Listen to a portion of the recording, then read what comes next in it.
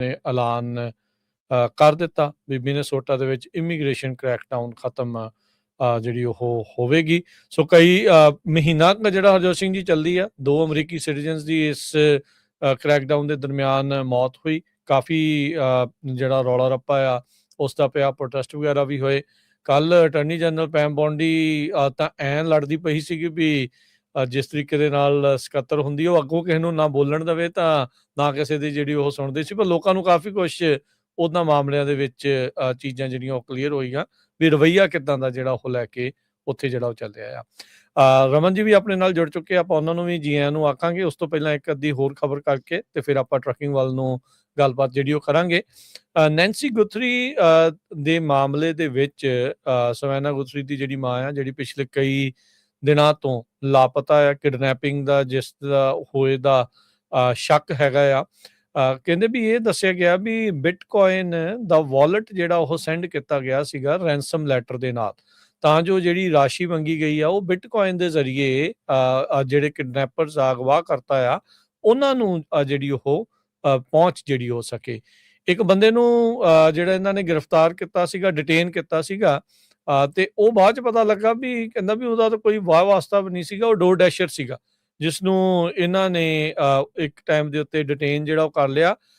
ਉਹ ਬੰਦੇ ਦੀ ਇੰਟਰਵਿਊ ਜਿਹੜੀ ਉਹ ਆਈ ਆ ਸਾਹਮਣੇ, ਕਹਿੰਦਾ ਵੀ ਮੈਨੂੰ 2 ਘੰਟੇ ਗੱਡੀ ਦੇ ਪਿੱਛੇ ਬਿਠਾਈ ਰੱਖਿਆ, ਮੈਨੂੰ ਰਾਈਟਸ ਤੱਕ ਵੀ ਮੇਰੇ ਰੀਡ ਨਹੀਂ ਕੀਤੇ। 2 ਘੰਟਿਆਂ ਬਾਅਦ ਜਾ ਕੇ ਜਿਹੜੇ ਉਹ ਰਾਈਟਸ ਰੀਡ ਜਿਹੜੇ ਉਹ ਕੀਤੇ। ਕਹਿੰਦੇ ਮੈਨੂੰ ਤਾਂ ਆਪਣੀ ਜ਼ਿੰਦਗੀ ਦੇ ਵਿੱਚ ਚੇਤਾ ਵੀ ਨਹੀਂ ਸੀਗਾ ਵੀ ਇਹ ਨੈਂਸੀ ਗੁਥਰੀ ਹੈ ਕੌਣ ਆ, ਕਿਉਂਕਿ ਇੱਕ ਵੀਡੀਓ ਇਹਨਾਂ ਨੇ ਰਿੰਗ ਕੈਮਰੇ ਵਾਲੀ ਜਾਰੀ ਕੀਤੀ ਸੀ ਜਿਸ ਦੇ ਵਿੱਚ ਤਾਂ ਪੂਰੀ ਤਰ੍ਹਾਂ ਨਕਾਬਪੋਸ਼ ਸੀਗਾ, ਪਰ ਇਹਨਾਂ ਨੂੰ ਪਤਾ ਨਹੀਂ ਕੀ ਸ਼ੱਕ ਪਿਆ ਉਸ ਜਿਹੜੇ ਡੋਰ ਡੈਸ਼ਰ ਦੇ ਉੱਤੇ, ਤੇ ਉਹਨਾਂ ਨੇ ਉਸ ਨੂੰ ਜਿਹੜਾ ਉਹ ਡਿਟੇਨ ਕਰ ਲਿਆ ਸੀਗਾ। ਸੋ ਹੁਣ ਹਾਲ ਦੀ ਘੜੀ ਜਿਹੜਾ ਹਰਜੋਤ ਸਿੰਘ ਜੀ ਕੋਈ ਹੋਰ ਸੁਰਾਖ ਜਾਂਚ ਕਰਤਾਵਾਂ ਦੇ ਹੱਥ ਦੇ ਵਿੱਚ ਜਿਹੜਾ ਉਹ ਨਹੀਂ ਲੱਗਾ।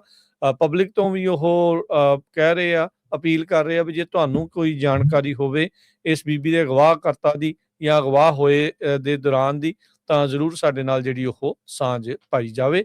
ਪਰ ਹਾਲ ਦੀ ਘੜੀ ਕੁਝ ਪਤਾ ਨਹੀਂ ਲੱਗ ਰਿਹਾ, ਪਰ ਇਹ ਆ ਵੀ ਜਿਹੜੇ ਕਿਡਨੈਪਿੰਗ ਕਰਨ ਵਾਲਿਆਂ ਨੇ ਬਿਟਕੋਇਨ ਦਾ ਵਾਲਟ ਘੱਲਿਆ ਸੀਗਾ ਵੀ ਰਾਸ਼ੀ ਜਿਹੜੀ ਉਹ ਤੁਸੀਂ ਉਧਰ ਨੂੰ ਘੱਲ ਦਿਓ। ਆਪਣੇ ਗੁਆਂਢੀ ਮੁਲਕ ਕੈਨੇਡਾ ਦੇ ਵਿੱਚ ਜਿਹੜੀ ਮਾਸ ਸ਼ੂਟਿੰਗ ਹੋਈ ਸੀ ਇੱਕ ਸਕੂਲ ਦੇ ਵਿੱਚ, ਟੰਬਲਰ ਰਿਜ ਮਾਸ ਸ਼ੂਟਿੰਗ, ਉਹਦੇ ਸੰਬੰਧ ਦੇ ਵਿੱਚ 18 ਸਾਲਾਂ ਦੀ ਇੱਕ ਜੋ ਲੇਡੀ ਹੈਗੀ ਆ ਜੈਸੀ ਰੂਟ ਸੀਡਲ, ਉਹਦਾ ਨਾਮ ਜੋ ਡਿਸਕਲੋਜ਼ ਕਰ ਦਿੱਤਾ ਗਿਆ। ਕਹਿੰਦੇ ਵੀ ਉਹ ਮੈਂਟਲ ਹੈਲਥ ਇਸ਼ੂ ਉਹਨੂੰ ਸੀਗੇ, ਸਕੂਲ ਤੋਂ ਡ੍ਰੌਪ ਆਊਟ ਹੋ ਗਏ ਸੀ। ਸੋ ਸਭ ਤੋਂ ਪਹਿਲਾਂ ਉਹਨੇ ਆਪਣੀ ਮਾਂ ਨੂੰ ਮਾਰਿਆ ਘਰ ਦੇ ਵਿੱਚ, ਫਿਰ 11 ਸਾਲਾਂ ਦਾ ਓਲਡ ਸਟੈਪ ਬ੍ਰਦਰ ਉਹਨੂੰ ਮਾਰਿਆ। ਉਹ ਤੋਂ ਬਾਅਦ ਜਾ ਕੇ ਸਕੂਲ ਦੇ ਵਿੱਚ 5 ਬੱਚੇ ਤੇ ਇੱਕ ਟੀਚਰ ਨੂੰ ਮਾਰਿਆ ਤੇ ਆਪਣੇ ਆਪ ਨੂੰ ਗੋਲੀ ਮਾਰ ਲਈ ਹੈਗੀ ਆ। ਸੋ 9 ਦੇ ਕਰੀਬ ਜੋ ਲੋਕ ਆ ਉਹਨਾਂ ਦੀ ਮੌਤ ਹੋਈ ਆ। ਕੈਨੇਡਾ ਦੀ ਹਿਸਟਰੀ ਦੇ ਵਿੱਚ ਇਹ ਸੈਕੰਡ ਵੱਡੀ ਮਾਸ ਸ਼ੂਟਿੰਗ ਸੀ ਜੀ। ਆਪਾਂ ਜਿਹੜਾ ਹੁਣ ਟਰੈਕਿੰਗ ਦੇ ਬਾਰੇ ਗੱਲਬਾਤ ਕਰਦੇ ਹਾਂ, ਰਮਨ ਜੀ ਨੂੰ ਨਾਲ ਜਿਹੜਾ ਉਹ ਆਪਾਂ ਜੋੜਦੇ ਹਾਂ। ਰਮਨ ਜੀ, ਜੀ ਆਇਆਂ ਨੂੰ, ਸਵਾਗਤ ਹੈ, ਸਤਿ ਸ੍ਰੀ ਅਕਾਲ ਜੀ। ਹਾਂਜੀ, ਅਨਮਿਊਟ ਕਰ ਲਿਓ ਜੀ ਆਪਣੇ ਆਪ ਨੂੰ। ਜੀ ਰਮਨ ਜੀ, ਸਤਿ ਸ੍ਰੀ ਅਕਾਲ ਜੀ। ਸਤਿ ਸ੍ਰੀ ਅਕਾਲ ਜੀ। ਸੋ ਰਮਨ ਜੀ, ਗੱਲਬਾਤ ਜਿਹੜੀ ਆਪਾਂ ਟਰੱਕਿੰਗ ਬਾਬਤ ਜਿਹੜੀ ਉਹ ਕਰਦੇ ਹਾਂ, ਕੀ ਕੁਛ ਜਿਹੜਾ ਉਹ ਇਸ ਟਾਈਮ ਚੱਲ ਰਿਹਾ ਆ ਆਪਣੇ ਗੁਆਂਢੀ ਮੁਲਕ ਦੇ ਨਾਲ ਟੈਰਿਫ ਦਾ। ਹੁਣ ਕਾਫੀ ਜ਼ਿਆਦਾ ਇੱਕ ਹਿਸਾਬ ਦੇ ਨਾਲ ਫਿਰ ਰੌਲਾ ਰੱਪਾ ਜਿਹੜਾ ਉਹ ਚੱਲ ਰਿਹਾ। ਕੱਲ ਕਾਂਗਰਸ ਨੇ ਉਹਨਾਂ ਟੈਰਿਫਸ ਨੂੰ ਵਾਪਸ ਲੈਣ ਦੇ ਲਈ ਜਿਹੜੇ ਵੋਟ ਜਿਹੜੀ ਉਹ ਪਾ ਦਿੱਤੀ ਵੀ ਟਰੰਪ ਹੋਣਾ ਦੇ ਟੈਰਿਫ ਜਿਹੜੇ ਉਹ ਕੈਂਸਲ ਹੋਣ। ਓਵਰਆਲ ਰਮਨ ਜੀ ਤੁਸੀਂ ਦੱਸੋ ਵੀ ਕੈਨੇਡਾ ਦੇ ਨਾਲ ਇਸ ਟਾਈਮ ਕ੍ਰਾਸ ਬਾਰਡਰ ਜਿਹੜੀ ਇੰਡਸਟਰੀ ਆ ਟਰਾਂਸਪੋਰਟੇਸ਼ਨ ਵਾਲੀ, ਟਰੱਕਿੰਗ ਵਾਲੀ ਆ, ਉਹਦੇ ਤੇ ਕਿੱਦਾਂ ਦਾ ਜਿਹੜਾ ਉਹ ਆਪਾਂ ਨੂੰ ਅਸਰ ਦੇਖ ਰਹੇ ਆ? ਕੀ ਇਹ ਹੌਟ ਚੱਲ ਰਹੀ ਆ ਜਾਂ ਸਲੋ ਡਾਊਨ ਉੱਥੇ ਵੀ ਆਪਾਂ ਨੂੰ ਨਜ਼ਰ ਆ ਰਿਹਾ ਹੈ? ਸੱਚੀ ਕੈਨੇਡਾ ਦੀ ਗੱਲ ਕਰਨ ਤੋਂ ਪਹਿਲਾਂ ਆਪਾਂ ਯੂਐਸ ਦੀ ਗੱਲ ਕਰ ਲਈਏ ਤਾਂ ਚੰਗੀ ਗੱਲ ਹੈ, ਕਿਉਂਕਿ ਯੂਐਸ ਦੇ ਵਿੱਚ ਕਾਫੀ ਕੁਝ ਜਿਹੜਾ ਉਹ ਹੋ ਰਿਹਾ ਹੈਗਾ। ਸੋ ਇਸ ਕਰਕੇ ਕੈਨੇਡਾ ਦੇ ਬਾਰੇ ਦੇ ਵਿੱਚ ਆਪਾਂ ਥੋੜ੍ਹਾ ਜਿਹਾ ਹੋਲਡ ਕਰ ਲਈਏ, ਕਿਉਂਕਿ ਯੂਐਸ ਦੇ ਵਿੱਚ ਜਿਹੜਾ law last year non domicile license ਦਾ ਇੰਟਰਮ ਰੂਲ ਜਿਹੜਾ ਆਇਆ ਸੀਗਾ, DOT ਵੱਲੋਂ ਇੰਟਰੋਡਿਊਸ ਕੀਤਾ ਗਿਆ ਸੀਗਾ, ਉਹ ਰੂਲ ਕੱਲ੍ਹ ਪੱਕਾ ਕਰ ਦਿੱਤਾ ਗਿਆ। ਫਰਾਈਡੇ ਨੂੰ ਇਹ ਰੂਲ ਜਿਹੜਾ ਆ ਫੈਡਰਲ ਰਜਿਸਟਰ ਦੇ ਵਿੱਚ ਪਬਲਿਸ਼ ਹੋਣਾ ਆ ਤੇ ਉਸ ਤੋਂ 30 ਡੇਜ਼ ਦੇ ਬਾਅਦ ਦੇ ਵਿੱਚ ਇਹ ਫੁੱਲੀ ਲਾਗੂ ਹੋ ਜਾਣਾ ਹੈ। ਸੋ ਇਹ ਜਿਹੜਾ ਰੂਲ ਹੈਗਾ, ਇਹ ਜੋ ਇਨੀਸ਼ੀਅਲ ਸਟਾਰਟ ਹੋਈ ਸੀਗੀ, ਜੋ ਇੰਟਰਮ ਰੂਲ ਆਇਆ ਸੀਗਾ ਪ੍ਰੀਟੀ ਮੱਚ ਉਹਦੇ ਹੀ ਨਕਸ਼ੇ ਕਦਮ ਦੇ ਉੱਤੇ ਇਹਨੂੰ ਲਾਗੂ ਕੀਤਾ ਜਾ ਰਿਹਾ। ਇਹਦੇ ਵਿੱਚ ਇੱਕ ਜਿਹੜੀ ਚੀਜ਼ ਹੈਗੀ ਆ ਉਹ ਜਿਹੜੀ ਪਹਿਲਾਂ ਸ਼ਾਇਦ ਨਹੀਂ ਕਹੀ ਗਈ ਸੀ ਲੇਕਿਨ ਹੁਣ ਕਹੀ ਗਈ ਆ, ਉਹ ਲਾਗੂ ਕੀਤੀ ਜਾ ਰਹੀ ਹੈ। ਸੋ ਇਹਦੇ ਵਿੱਚ ਜਿਹੜਾ ਹੁਣ ਤੋਂ 30 ਡੇਜ਼ ਤੋਂ ਬਾਅਦ ਜਿਹੜਾ ਨਾਨ ਡੋਮਿਸਾਈਲ ਲਾਇਸੈਂਸ ਇਸ਼ੂ ਹੋਊਗਾ ਜਾਂ ਰੀਨਿਊ ਹੋਊਗਾ, ਉਹ ਇਹਨਾਂ 3 ਸ਼ਰਤਾਂ ਦੇ ਉੱਤੇ ਲਾਗੂ ਹੋਊਗਾ। 3 ਸ਼ਰਤਾਂ ਉੱਤੇ ਲਾਗੂ ਹੋਣਗੀਆਂ ਕਿ ਜਿਹਦੇ ਵਿੱਚ H2A ਵੀਜ਼ਾ, H2B ਵੀਜ਼ਾ ਤੇ E2 ਵੀਜ਼ਾ, ਇਹ 3 ਵੀਜ਼ਿਆਂ ਦੇ ਵਿੱਚੋਂ ਕੋਈ ਵੀ ਵੀਜ਼ਾ ਉਹਨਾਂ ਦੇ ਕੋਲ ਹੈਗਾ ਤੇ ਉਹ ਬੈਕਗਰਾਊਂਡ ਚੈੱਕ ਕਲੀਨ ਆ ਤੇ ਉਹ ਐਪਲੀਕੇਸ਼ਨ ਕਰ ਸਕਦੇ ਨਾਨ ਡੋਮਿਸਾਈਲ ਦੀ। ਜਿਹੜਾ ਇੰਪਲੋਇਮੈਂਟ ਆਥੋਰਾਈਜੇਸ਼ਨ ਡਾਕੂਮੈਂਟ ਹੈ EAD ਜਾਂ ਜਿਹਨੂੰ ਆਪਾਂ ਵਰਕ ਪਰਮਿਟ ਕਹਿ ਦਿੰਦੇ ਆਮ ਤੌਰ ਤੇ, ਉਹ ਜਿਹੜਾ ਆ ਇਸ ਲਾਇਸੈਂਸ ਦੇ ਲਈ ਵੈਲਿਡ ਨਹੀਂ ਹੋਏਗਾ। ਸੋ ਜਿਹੜਾ ਇਹ ਚੀਜ਼ ਹੈਗੀ ਆ ਇਹ ਪਹਿਲਾਂ ਨਹੀਂ ਸੀਗੀ, ਹੁਣ ਲੇਕਿਨ ਇਹਦੇ ਵਿੱਚ ਕਲੀਅਰਲੀ ਇਹ ਕਿਹਾ ਗਿਆ ਕਿ EAD ਜਿਹੜਾ ਆ ਉਹ ਨਾਨ ਡੋਮਿਸਾਈਲ ਲਾਇਸੈਂਸ ਦੇ ਲਈ ਵੈਲਿਡ ਡਾਕੂਮੈਂਟ ਨਹੀਂ ਮੰਨਿਆ ਜਾਏਗਾ। ਇਸ ਤੋਂ ਬਾਅਦ ਸਾਰੀ ਸਟੇਟਸ ਨੂੰ ਹਦਾਇਤ ਹੈ ਕਿ ਸੇਵ ਸਿਸਟਮ ਰਾਹੀਂ ਜਿਹੜੀ ਆ ਉਹਨਾਂ ਦੀ ਬੈਕਗਰਾਊਂਡ ਚੈੱਕ ਤੇ ਸਾਰਾ ਕੁਝ ਕਰਨਾ ਜਿਹੜਾ ਲਾਜ਼ਮੀ ਹੋਏਗਾ। ਸੋ ਇਹ ਜਿਹੜੀ ਚੀਜ਼ ਆ ਇਹ 30 ਡੇਜ਼ ਤੋਂ ਬਾਅਦ ਜਿਹੜੀ ਆ ਇਹ ਲਾਗੂ ਹੋ ਜਾਣੀ ਆ। ਇਹ ਜਿਹੜਾ ਫਾਈਨਲ ਰੂਲ ਜਿਹੜਾ ਪਬਲਿਸ਼ ਕੱਲ ਫਰਾਈਡੇ ਨੂੰ ਹੋਣ ਦੀ ਆਸ ਹੈਗੀ ਆ। ਸੋ ਫਰਾਈਡੇ ਦਾ 30 ਨੂੰ ਇਹ ਰੂਲ ਜਿਹੜਾ ਪਬਲਿਸ਼ ਹੋਣਾ ਆ ਤੇ ਉੱਤੋਂ 30 ਡੇਜ਼ ਬਾਅਦ ਜਿਹੜਾ ਇਹ ਰੂਲ ਫਾਈਨਲ ਰੂਲ ਦੇ ਤੌਰ ਤੇ ਲਾਗੂ ਹੋ ਜਾਣਾ ਆ। ਇਸ ਰੂਲ ਦੇ ਚੱਲਦੇ ਜਿਹੜਾ ਆ ਸਿਚੁਏਸ਼ਨ ਜਿਹੜੀ ਉਹ ਇਹ ਹੈਗੀ ਆ ਕਿ ਜਿਹੜੇ ਆਪਾਂ ਲਾਸਟ ਈਅਰ ਵੀ ਇਹ ਗੱਲ ਕੀਤੀ ਸੀ ਕਿ ਜਿਹੜੇ 2 ਲੱਖ ਦੇ ਕਰੀਬ ਜਾਂ 2 ਲੱਖ ਤੋਂ ਵੱਧ ਦੀਆਂ ਘਾਟੀਆਂ ਉੱਥੇ ਜਿਹੜੇ ਕਰੀਬ ਲਾਇਸੈਂਸਸ ਹੈਗੇ ਨਾਨ ਡੋਮਿਸਾਈਲ, ਉਹ ਅਲਟੀਮੇਟਲੀ ਕਲੀਨ ਅਪ ਗਵਰਨਮੈਂਟ ਚਾਹੁੰਦੀ ਹੈਗੀ ਕਰਨਾ। ਸੋ ਅਗਲੇ ਸਾਲ ਤੋਂ ਉਹਨਾਂ ਨੇ 5 ਸਾਲ ਦੀ ਮਿਆਦ ਦਿੱਤੀ ਆ। 5 ਸਾਲ ਤੱਕ ਜਿਹੜੇ ਲਾਇਸੈਂਸ, ਆਪਾਂ ਨੂੰ ਪਤਾ ਕਿ ਕਈ ਲਾਇਸੈਂਸ ਜਿਹੜੇ 28-29 ਦੇ ਵਿੱਚ ਜਾ ਕੇ ਐਕਸਪਾਇਰ ਹੁੰਦੇ ਆ। ਸੋ ਜੇ ਤੁਹਾਡਾ ਜਿਹੜਾ EAD ਹੈਗਾ ਆ, ਇੰਪਲੋਇਮੈਂਟ ਆਥੋਰਾਈਜੇਸ਼ਨ ਜਾਂ ਵਰਕ ਪਰਮਿਟ, ਤੁਹਾਡੇ ਡਰਾਈਵਰ ਲਾਇਸੈਂਸ ਤੋਂ ਬਾਅਦ ਐਕਸਪਾਇਰ ਹੁੰਦਾ ਤੇ ਉਹ ਉਸ ਡੇਟ ਤੱਕ ਲਾਇਸੈਂਸ ਜਿਹੜੇ ਚੱਲਦੇ ਰਹਿਣਗੇ। ਜਿਹੜੇ ਲਾਇਸੈਂਸ ਜਿਹੜੇ ਆ ਵਰਕ ਪਰਮਿਟ ਤੋਂ ਬਾਅਦ ਦੇ ਵਿੱਚ ਐਕਸਪਾਇਰ ਹੁੰਦੇ ਆ, ਉਹ ਮਾਰਚ 6 ਦੀ ਡੇਟ ਦੇ ਉੱਤੇ ਉਹਨਾਂ ਦੀ ਕੈਂਸਲੇਸ਼ਨ ਜਿਹੜੀ ਹੈਗੀ ਆ। ਜਿਹੜਾ ਇਸ ਵੇਲੇ ਅੰਦਾਜ਼ਾ ਲਾਇਆ ਜਾ ਰਿਹਾ ਕਿ 40,000 ਦੇ ਕਰੀਬ ਜਿਹੜੇ ਲਾਇਸੈਂਸ ਆ ਐਵਰੀ ਈਅਰ ਵਰਕ ਫੋਰਸ ਦੇ ਵਿੱਚੋਂ ਬਾਹਰ ਹੋਣਗੇ। ਸੋ ਇਹ ਜਿਹੜੀ ਚੀਜ਼ ਹੈ ਇਹ ਕਾਫੀ ਇੰਪੋਰਟੈਂਟ ਹੈਗੀ ਆ, ਜਿਹੜੀ ਇਸ ਵੇਲੇ ਆ ਰਹੀ ਆ, ਦੱਸੀ ਜਾ ਰਹੀ ਆ। ਸੋ ਇਹ ਗਵਰਨਮੈਂਟ ਵੱਲੋਂ ਪੂਰੀ ਕੋਸ਼ਿਸ਼ ਕੀਤੀ ਜਾ ਰਹੀ ਹੈ ਕਿ ਜਿਹੜੇ ਇਹ ਲਾਇਸੈਂਸ ਹੈਗੇ ਆ ਇਹਨਾਂ ਨੂੰ ਵਾਈਪ ਆਊਟ ਕਰਕੇ ਕਲੀਨ ਤਰੀਕੇ ਦੇ ਨਾਲ ਜਿਹੜੇ ਲਾਇਸੈਂਸ ਇਸ਼ੂ ਕੀਤੇ ਜਾਣ। ਔਰ ਇਹਦੇ ਵਿੱਚ ਰਾਜਕਰਨ ਇੱਕ ਇਹ ਵੀ ਗੱਲ ਉੱਭਰ ਕੇ ਸਾਹਮਣੇ ਆ ਰਹੀ ਹੈ ਕਿ ਜਿਹੜੇ ਇਹ ਕਾਨੂੰਨ ਜਾਂ ਜਿਹੜੇ ਇਹ ਸ਼ਰਤਾਂ ਲਾਈਆਂ ਗਈਆਂ, ਇਹਨਾਂ ਸ਼ਰਤਾਂ ਦੇ ਮੁਤਾਬਕ ਤਕਰੀਬਨ 6,000 ਦੇ ਕਰੀਬ ਸਾਲ ਦੇ ਲਾਇਸੈਂਸ ਜਿਹੜੇ ਆ ਕੁਆਲੀਫਾਈ ਹੋਣਗੇ ਇਸ ਕੈਟਾਗਰੀ ਦੇ ਵਿੱਚ। ਸੋ ਇੱਥੇ ਬਹੁਤ ਵੱਡੀ ਇੱਕ ਇੰਪੋਰਟੈਂਟ ਚੀਜ਼ ਇਹ ਹੈਗੀ ਹੈ ਕਿ ਇਹਦਾ ਮਤਲਬ ਇਹ ਨਹੀਂਗਾ ਕਿ ਦੁਨੀਆ ਦਾ ਅੰਤ ਹੋ ਚੱਲਿਆ।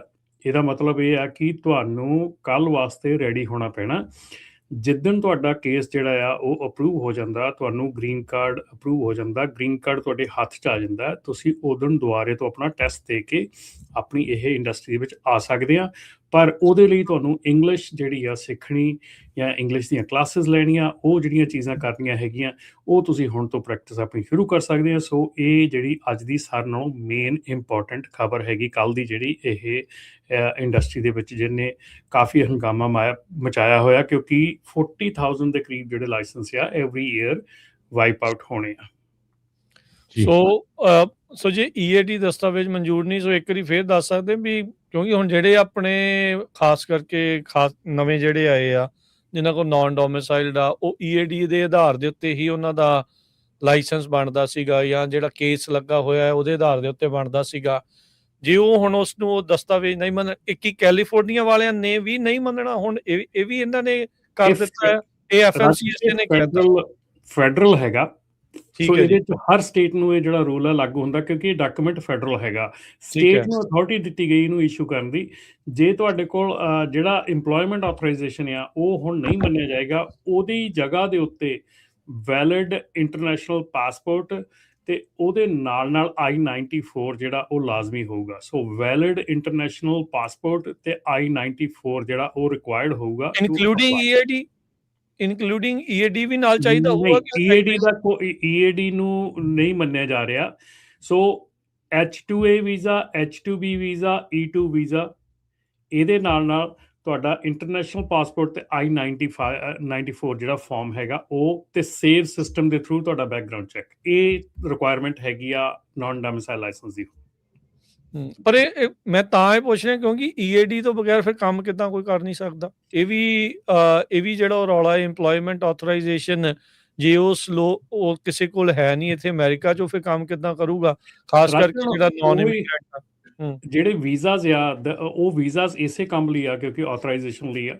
ਸੋ ਜਿਹੜੇ ਵੀਜ਼ਾਸ ਹੈਗੇ ਆ, ਹਾਂ ਵਰਕ ਆਥੋਰਾਈਜ਼ੇਸ਼ਨ ਰਿਕੁਆਇਰਡ ਹੋਊਗਾ, ਪਰ ਉਹ ਇੱਕ ਬੇਸ ਨਹੀਂ ਹੋਊਗਾ ਲਾਇਸੈਂਸ ਇਸ਼ੂ ਕਰਨ। ਕੱਲੀ ਇੱਕ ਚੀਜ਼ ਉਹ ਨਹੀਂ ਹੋਊਗੀ, ਨਾਲ ਵੀਜ਼ਾ ਵੀ ਤੁਹਾਨੂੰ ਜਿਹੜਾ ਉਹ ਚਾਹੀਦਾ ਹੋਊ ਜੀ।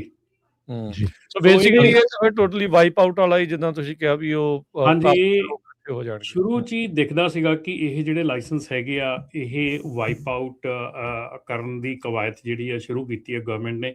ਸੋ ਇਹਦੇ ਲਈ ਉਹਨਾਂ ਨੇ ਪਹਿਲਾਂ ਇਹ ਜਲਦੀ ਕਰਨ ਦੀ ਗੱਲ ਕੀਤੀ ਸੀ, ਲੇਕਿਨ ਹੁਣ 5 ਸਾਲ ਦਾ ਟਾਈਮ ਜਿਹੜਾ ਉਹਨਾਂ ਨੇ ਦਿੱਤਾ ਹੈਗਾ ਕਿ 50 ਸਾਲਾਂ ਦੇ ਵਿੱਚ ਇਹ ਥੋੜੇ ਕਰਕੇ ਲਾਇਸੈਂਸ ਜਿਹੜੇ ਆ ਉਹ ਇਸ ਇੰਡਸਟਰੀ ਦੇ ਵਿੱਚੋਂ ਵਾਈਪ ਆਊਟ ਹੁੰਦੇ ਰਹਿਣਗੇ। ਜੀ ਅਗਲੀ ਖਬਰ ਵੱਲ ਚੱਲੀਏ ਰਾਜਕਰਮਵੀਰ ਸਿੰਘ ਜੀ। ਉਹ ਵੀ ਇੱਦਾਂ ਦੀ ਆ, ਇੱਕ ਰਿਪਬਲਿਕਨ ਸੈਨੇਟਰ ਆ ਇੰਡੀਆਨਾ ਤੋਂ, ਉਹਨਾਂ ਨੇ ਲਾਂਚ ਕੀਤੀ ਹੈਗੀ ਆ ਟਰੱਕ ਸੇਫ ਟਿਪ ਲਾਈਨ, ਜਿਹਦੇ ਮੁਤਾਬਕ ਜੋ ਅਨਲਾਫੁਲ ਟਰੱਕਿੰਗ ਨੈਟਵਰਕਸ ਆ ਜਾਂ ਡਰਾਈਵਰਸ ਆ, ਉਹ ਕਹਿੰਦੇ ਪਏ ਉੱਥੇ ਰਿਪੋਰਟ ਕਰਨ। ਸੈਨੇਟਰ ਬਲੈਂਕਸ ਨੇ ਇਹ truck safe tip line report ਕੀਤੀ ਆ ਕੈਰੀਅਰਸ ਲਈ ਤੇ ਡਰਾਈਵਰਸ ਲਈ, ਜਿਹੜੇ ਕਿ ਫੈਡਰਲ ਟਰੱਕਿੰਗ ਰਿਕੁਆਇਰਮੈਂਟ ਨੂੰ ਨਹੀਂ ਮੀਟ ਕਰ ਰਹੇ ਹੈਗੇ। ਜੋ ਰਿਪੋਰਟਸ ਹੈਗੀਆਂ ਉਹ DOT ਤੇ ਆਫਿਸ ਆਫ ਇੰਸਪੈਕਟਰ ਜਨਰਲ ਨੂੰ ਰਿਵਿਊ ਦੇ ਲਈ ਭੇਜੀਆਂ ਜਾਣਗੀਆਂ। ਉਹਨਾਂ ਨੇ ਕਿਹਾ ਵੀ ਇੰਡੀਆਨਾ ਦੇ ਵਿੱਚ ਰੀਸੈਂਟਲੀ ਬਹੁਤ ਜ਼ਿਆਦਾ ਟਰੱਕਾਂ ਦੇ ਐਕਸੀਡੈਂਟ ਹੋਏ ਹੈਗੇ ਆ, ਜਿਹਦੇ ਨਾਲ ਜਦੋਂ ਡਰਾਈਵਰਸ ਤਾਂ ਕੈਰੀਅਰਸ ਆ ਉਹ ਰੈਗੂਲੇਟਰੀ ਸਟੈਂਡਰਡਸ ਨੂੰ ਫੋਲੋ ਨਹੀਂ ਕਰਦੇ, ਫੇਲ ਕਰਦੇ। ਪਿਛਲੇ ਦਿਨਾਂ ਦੇ ਵਿੱਚ ਕਈ ਵੀਡੀਓਜ਼ ਵੀ ਰਿਲੀਜ਼ ਹੋਈਆਂ ਵੀ ਕਿੱਦਾਂ 1-2 ਬਲਾਕ ਦੇ ਵਿੱਚ 50 ਤੋਂ ਜ਼ਿਆਦਾ ਜਿਹੜੀਆਂ ਟਰੱਕਿੰਗ ਕੰਪਨੀਆਂ ਰਜਿਸਟਰਡ ਸੀਗੀਆਂ।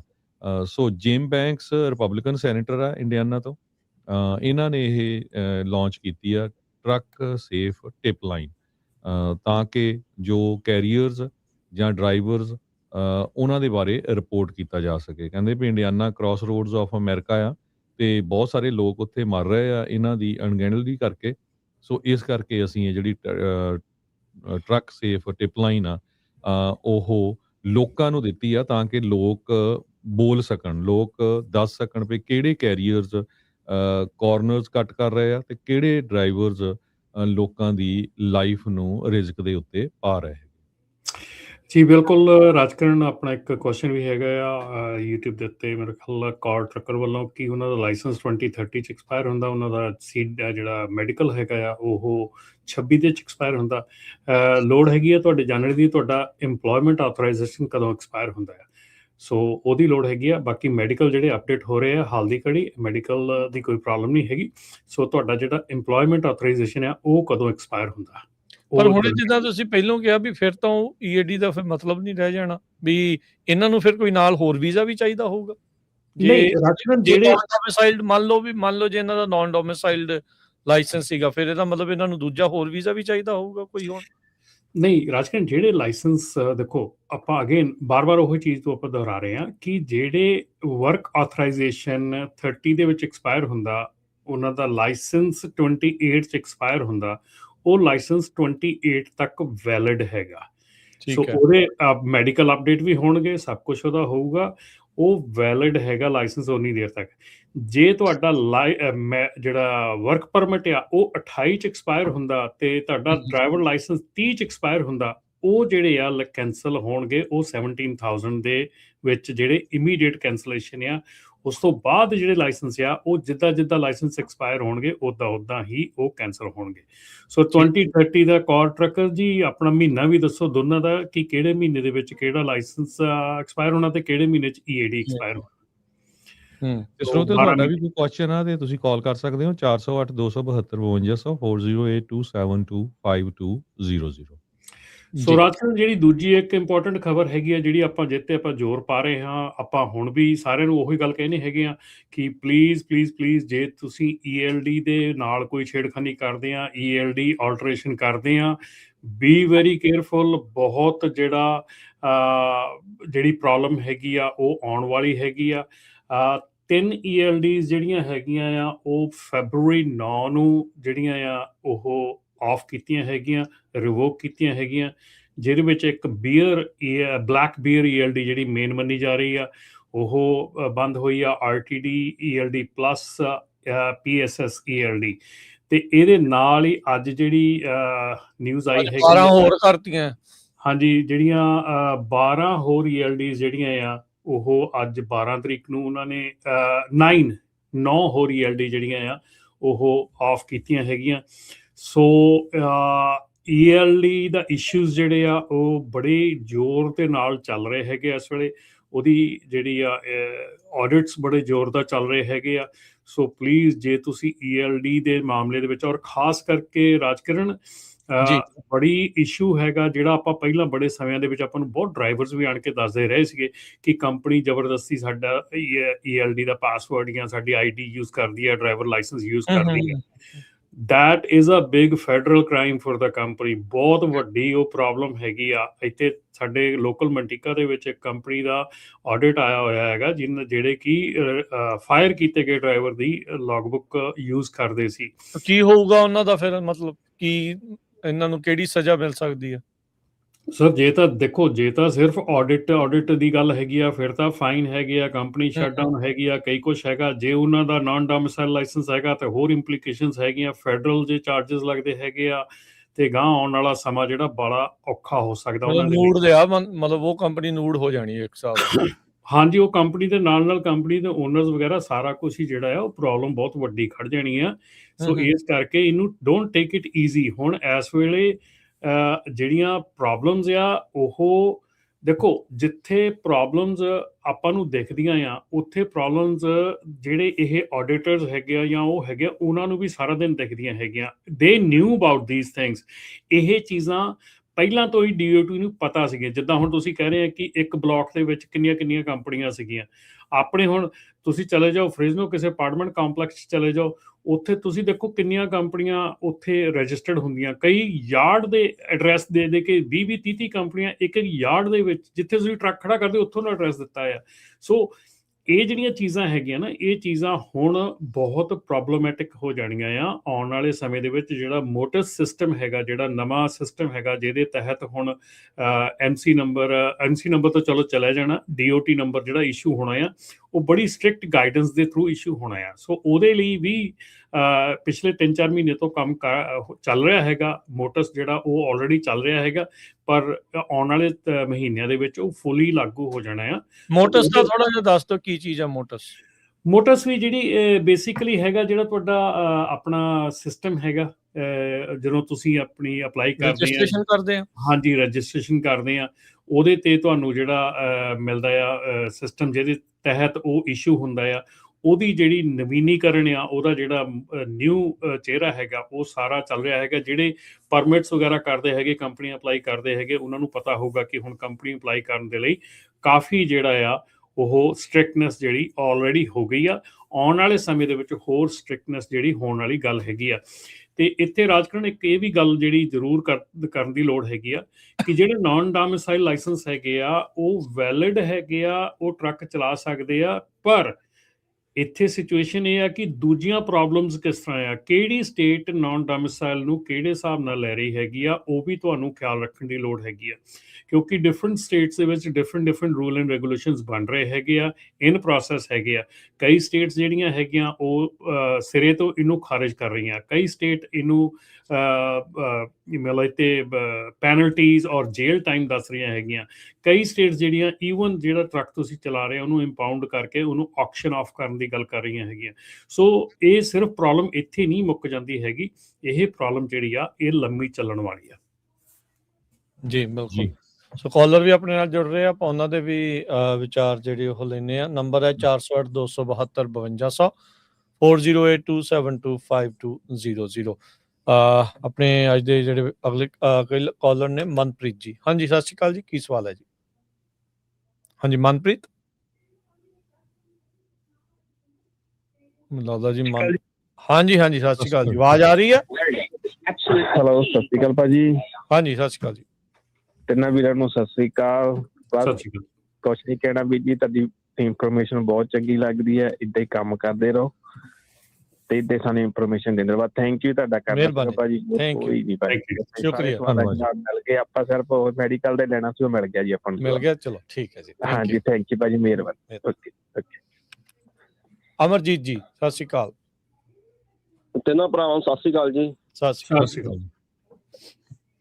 ਆਪਣੇ ਪ੍ਰੋਗਰਾਮ ਨੂੰ ਮੇਰਾ ਖਿਆਲ 5-6 ਸਾਲ ਹੋ ਗਿਆ ਸ਼ੁਰੂ ਹੋਏ ਨੂੰ। ਜਿੰਨੀਆਂ ਤੁਸੀਂ ਗੱਲਾਂ ਕੀਤੀਆਂ ਨਾ, ਸਾਡੇ ਸ਼ੇਅਰ ਕੀਤੀਆਂ, ਸਾਰੀਆਂ ਸੱਚ ਨਿਕਲੀਆਂ ਨਾ। ਭਾਈ ਤੁਸੀਂ ਦੇਖ ਲਓ ਨਾ, ਜਿਹੜੀ ਟਰੱਕਿੰਗ ਇੰਡਸਟਰੀ ਜਿਹੜੇ ਟਰਬਲ ਆ ਰਹੀਆਂ ਇਸ ਟਾਈਮ ਨਾ, ਉਹ 5-6 ਚੀਜ਼ਾਂ ਨਾਲ ਆਪਾਂ ਨਾ ਮੈਚ ਕਰ ਸਕਦੇ ਹਾਂ, ਰਿਲੇਟ ਕਰ ਸਕਦੇ ਹਾਂ।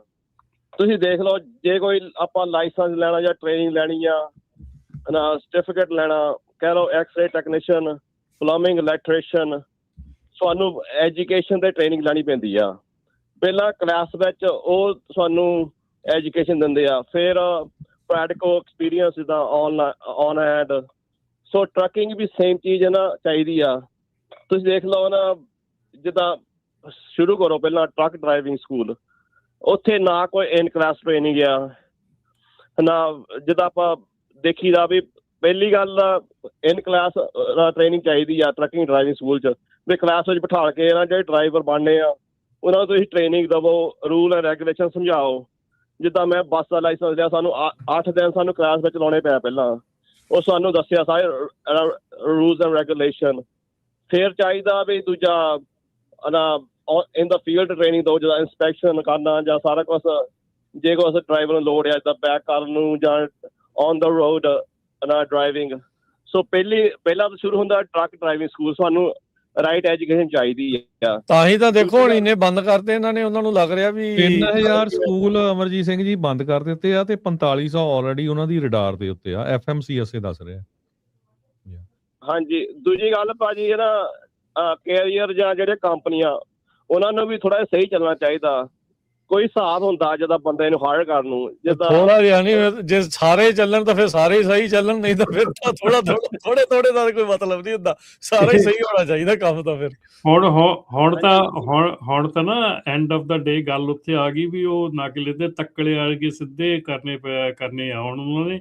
ਸੋ ਇਸ ਕਰਕੇ ਜੋ ਚੀਜ਼ਾਂ ਆਪਾਂ ਦੇਖੋ, ਆਪਾਂ ਸ਼ੁਰੂ ਤੋਂ ਹੀ ਇਹ ਗੱਲ ਕਹਿੰਦੇ ਆ ਰਹੇ ਹਾਂ। ਰਮਨ ਜੀ ਪਹਿਲਾਂ ਹੀ ਕਹਿੰਦੇ ਹੁੰਦੇ ਸੀਗੇ ਵੀ ਜਸਟ ਬਿਕੋਜ਼ ਵੀ ਤੁਸੀਂ ਗਲਤ ਕਰ ਰਹੇ ਆ ਤੇ ਤੁਹਾਡਾ ਕੰਮ ਚੱਲ ਰਿਹਾ, ਤਾਂ ਮਤਲਬ ਇਹ ਨਹੀਂ ਵੀ ਉਹ ਸਹੀ ਹੋ ਰਿਹਾ, ਉਹ ਕਿਸੇ ਨਾ ਕਿਸੇ ਦਿਨ ਉੱਤੇ ਸ਼ਿਕੰਜਾ ਕੱਸ ਹੋਣਾ ਆ। ਸੋ ਇਸ ਲਈ ਉਹ ਥੋੜੇ ਵਾਲਾ ਕੰਮ ਨਹੀਂ, ਜਾਂ ਤਾਂ ਬਿਜ਼ਨਸ ਨੂੰ ਬਿਜ਼ਨਸ ਦੇ ਵਾਂਗੂ ਪੂਰਾ ਫੁੱਲ ਫਲੈਜ ਉਸ ਹਿਸਾਬ ਦੇ ਨਾਲ ਚੱਲੋ, ਨਹੀਂ ਤਾਂ ਫਿਰ ਤੁਹਾਨੂੰ ਇਵੈਂਚੁਅਲੀ ਇਹ ਇੰਡਸਟਰੀ ਨੇ ਆਪੇ ਆਊਟ ਕਰ ਦੇਣਾ। ਫਿਰ ਉਹੀ ਚੀਜ਼ ਆਪਾਂ ਨੂੰ ਦੇਖਣ ਨੂੰ ਮਿਲ ਰਹੀ ਆ।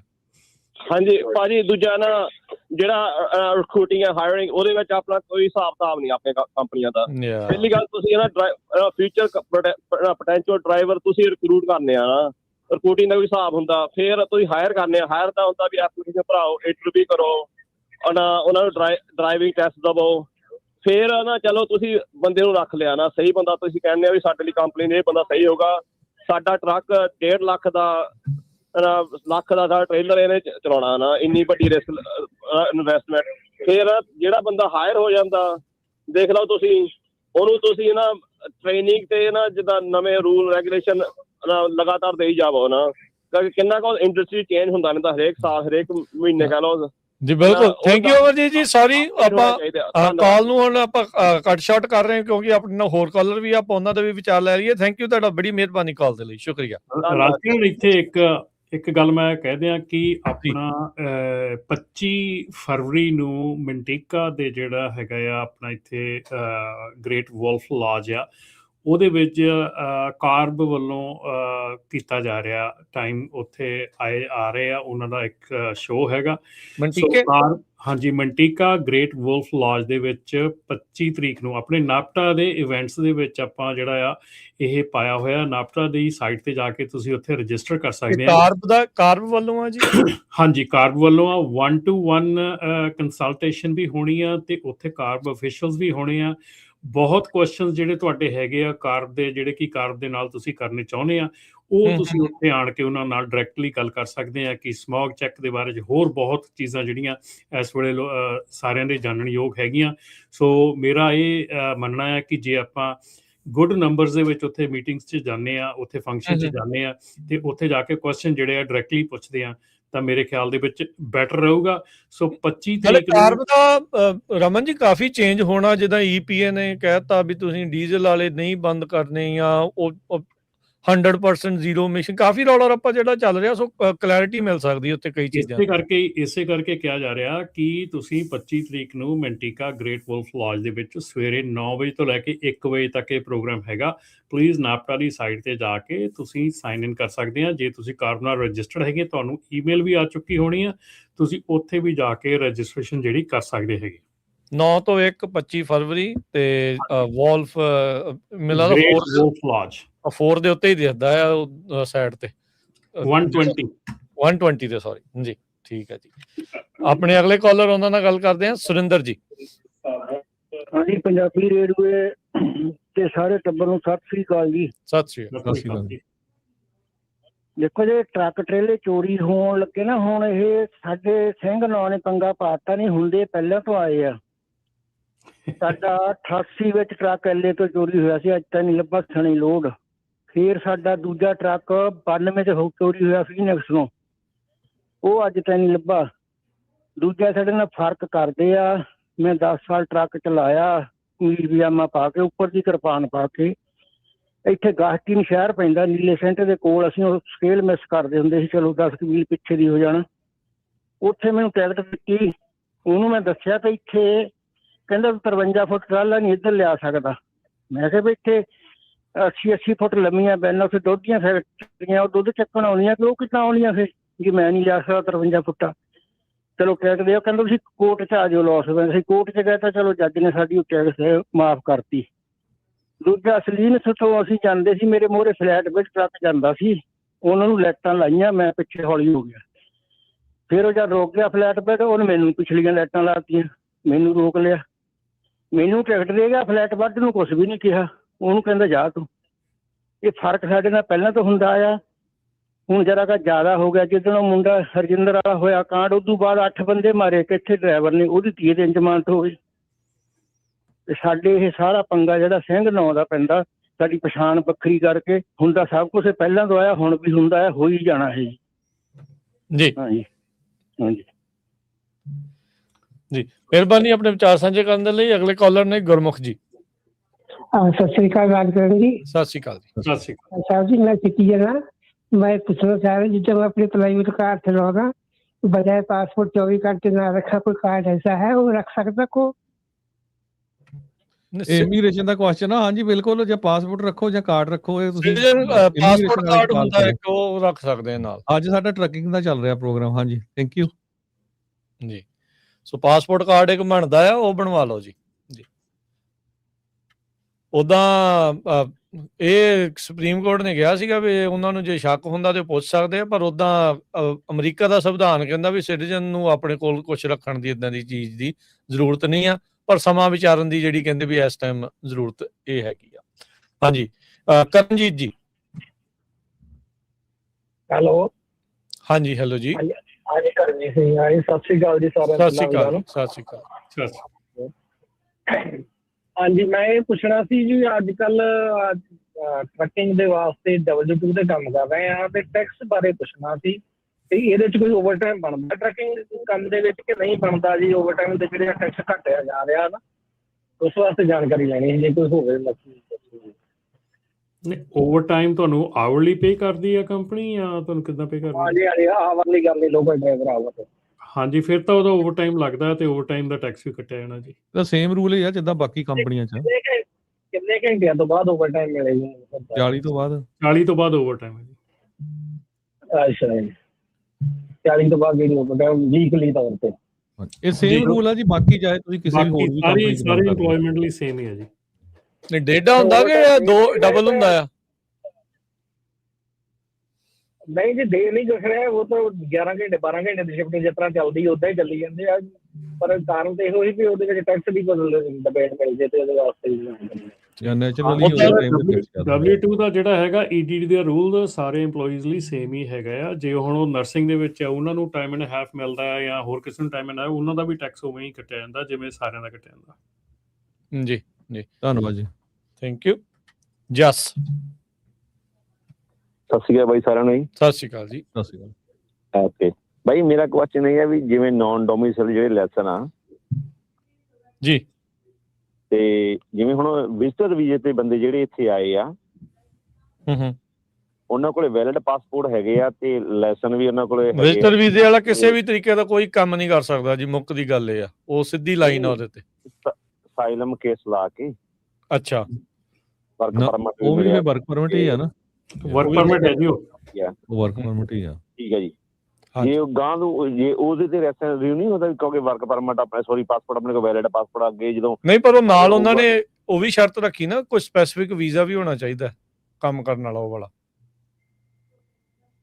ਉਹ ਠੀਕ ਹੈ, ਨਾਲ ਜਿਵੇਂ ਵਰਕ ਪਰਮਿਟ ਨਹੀਂ ਚੱਲਣਾ ਉਹਦੇ, ਕੱਲਾ ਵਰਕ ਪਰਮਿਟ ਨਹੀਂ ਚੱਲਣਾ। ਹੁਣ ਸੋ ਫਾਰ ਤਾਂ ਇਹੀ ਆ ਵੀ ਜਦੋਂ ਕੋਈ ਅਪਡੇਟ ਹੋਈ ਜ਼ਰੂਰ ਆਪਾਂ ਦੱਸਾਂਗੇ, ਕਿਉਂਕਿ ਬਹੁਤ ਵੱਡੀ ਗਿਣਤੀ 'ਚ ਵਰਕ ਪਰਮਿਟ ਵਾਲੇ ਟਰੱਕ ਡਰਾਈਵਰਸ ਆ ਆਪਣੇ ਨਹੀਂ, ਜਿੱਦਾਂ ਹੋਰ ਕਮਿਊਨਿਟੀਆਂ ਵੀ ਆ, ਬਾਕੀ ਆਪਾਂ ਕਹਿ ਸਕਦੇ ਹਾਂ ਸਾਊਥ ਅਮਰੀਕਾ ਪੂਰੀ ਟਰੱਕਿੰਗ ਇੰਡਸਟਰੀ 'ਚ ਬਹੁਤ ਨੇ। ਹਾਂਜੀ, ਠੀਕ ਹੈ ਜੀ, ਠੀਕ ਹੈ ਜੀ। ਇਹ ਤਾਂ ਹੋਰ ਧੰਨਵਾਦ। ਹਾਂਜੀ, ਇੱਥੇ ਰਾਜਕਰਨ ਆਪਾਂ ਇੱਕ ਗੱਲ ਜ਼ਰੂਰ ਹੈ ਸਾਰਿਆਂ ਨੂੰ ਕਹਿੰਦੇ ਆ ਕਿ ਇਹ ਕੋਈ ਇਹ ਨਹੀਂਗਾ ਵੀ ਇਹ ਚੀਜ਼ ਬੰਦ ਹੋ ਜਾਣੀ ਆ, ਡਰਾਈਵਰ ਬਣਨੇ ਬੰਦ ਹੋ ਜਾਣੇ ਆ, ਹਾਇਰ ਹੋਣੇ ਬੰਦ ਹੋ ਜਾਣੇ, ਸਭ ਕੁਝ। ਇਹ ਸਿਰਫ ਇਹ ਆ ਕਿ ਇਹ 'ਚ ਸਖਤੀ ਹੋ ਰਹੀ ਆ, ਜਿਹੜੀਆਂ ਚੀਜ਼ਾਂ ਬਿਲਕੁਲ ਬੇਲਗਾਮ ਚੱਲ ਰਹੀਆਂ ਸੀ ਉਹਨਾਂ ਦੇ ਉੱਤੇ ਨੱਥ ਪੈ ਰਹੀ ਆ। ਆਉਣ ਵਾਲੇ ਸਮੇਂ ਦੇ ਵਿੱਚ ਤੁਸੀਂ ਟਰੱਕ ਚਲਾ ਸਕਦੇ ਆ, ਸਭ ਕੁਝ ਕਰ ਸਕਦੇ ਆ, ਪਰ ਉਹਦੇ ਨਾਲ ਨਾਲ ਤੁਹਾਨੂੰ ਜਿਹੜੀ ਲੈਂਗੁਏਜ ਦਾ ਇਸ਼ੂ ਹੈਗਾ ਉਹ ਵੀ ਤੁਹਾਨੂੰ ਸੋਚਣਾ ਪੈਣਾ।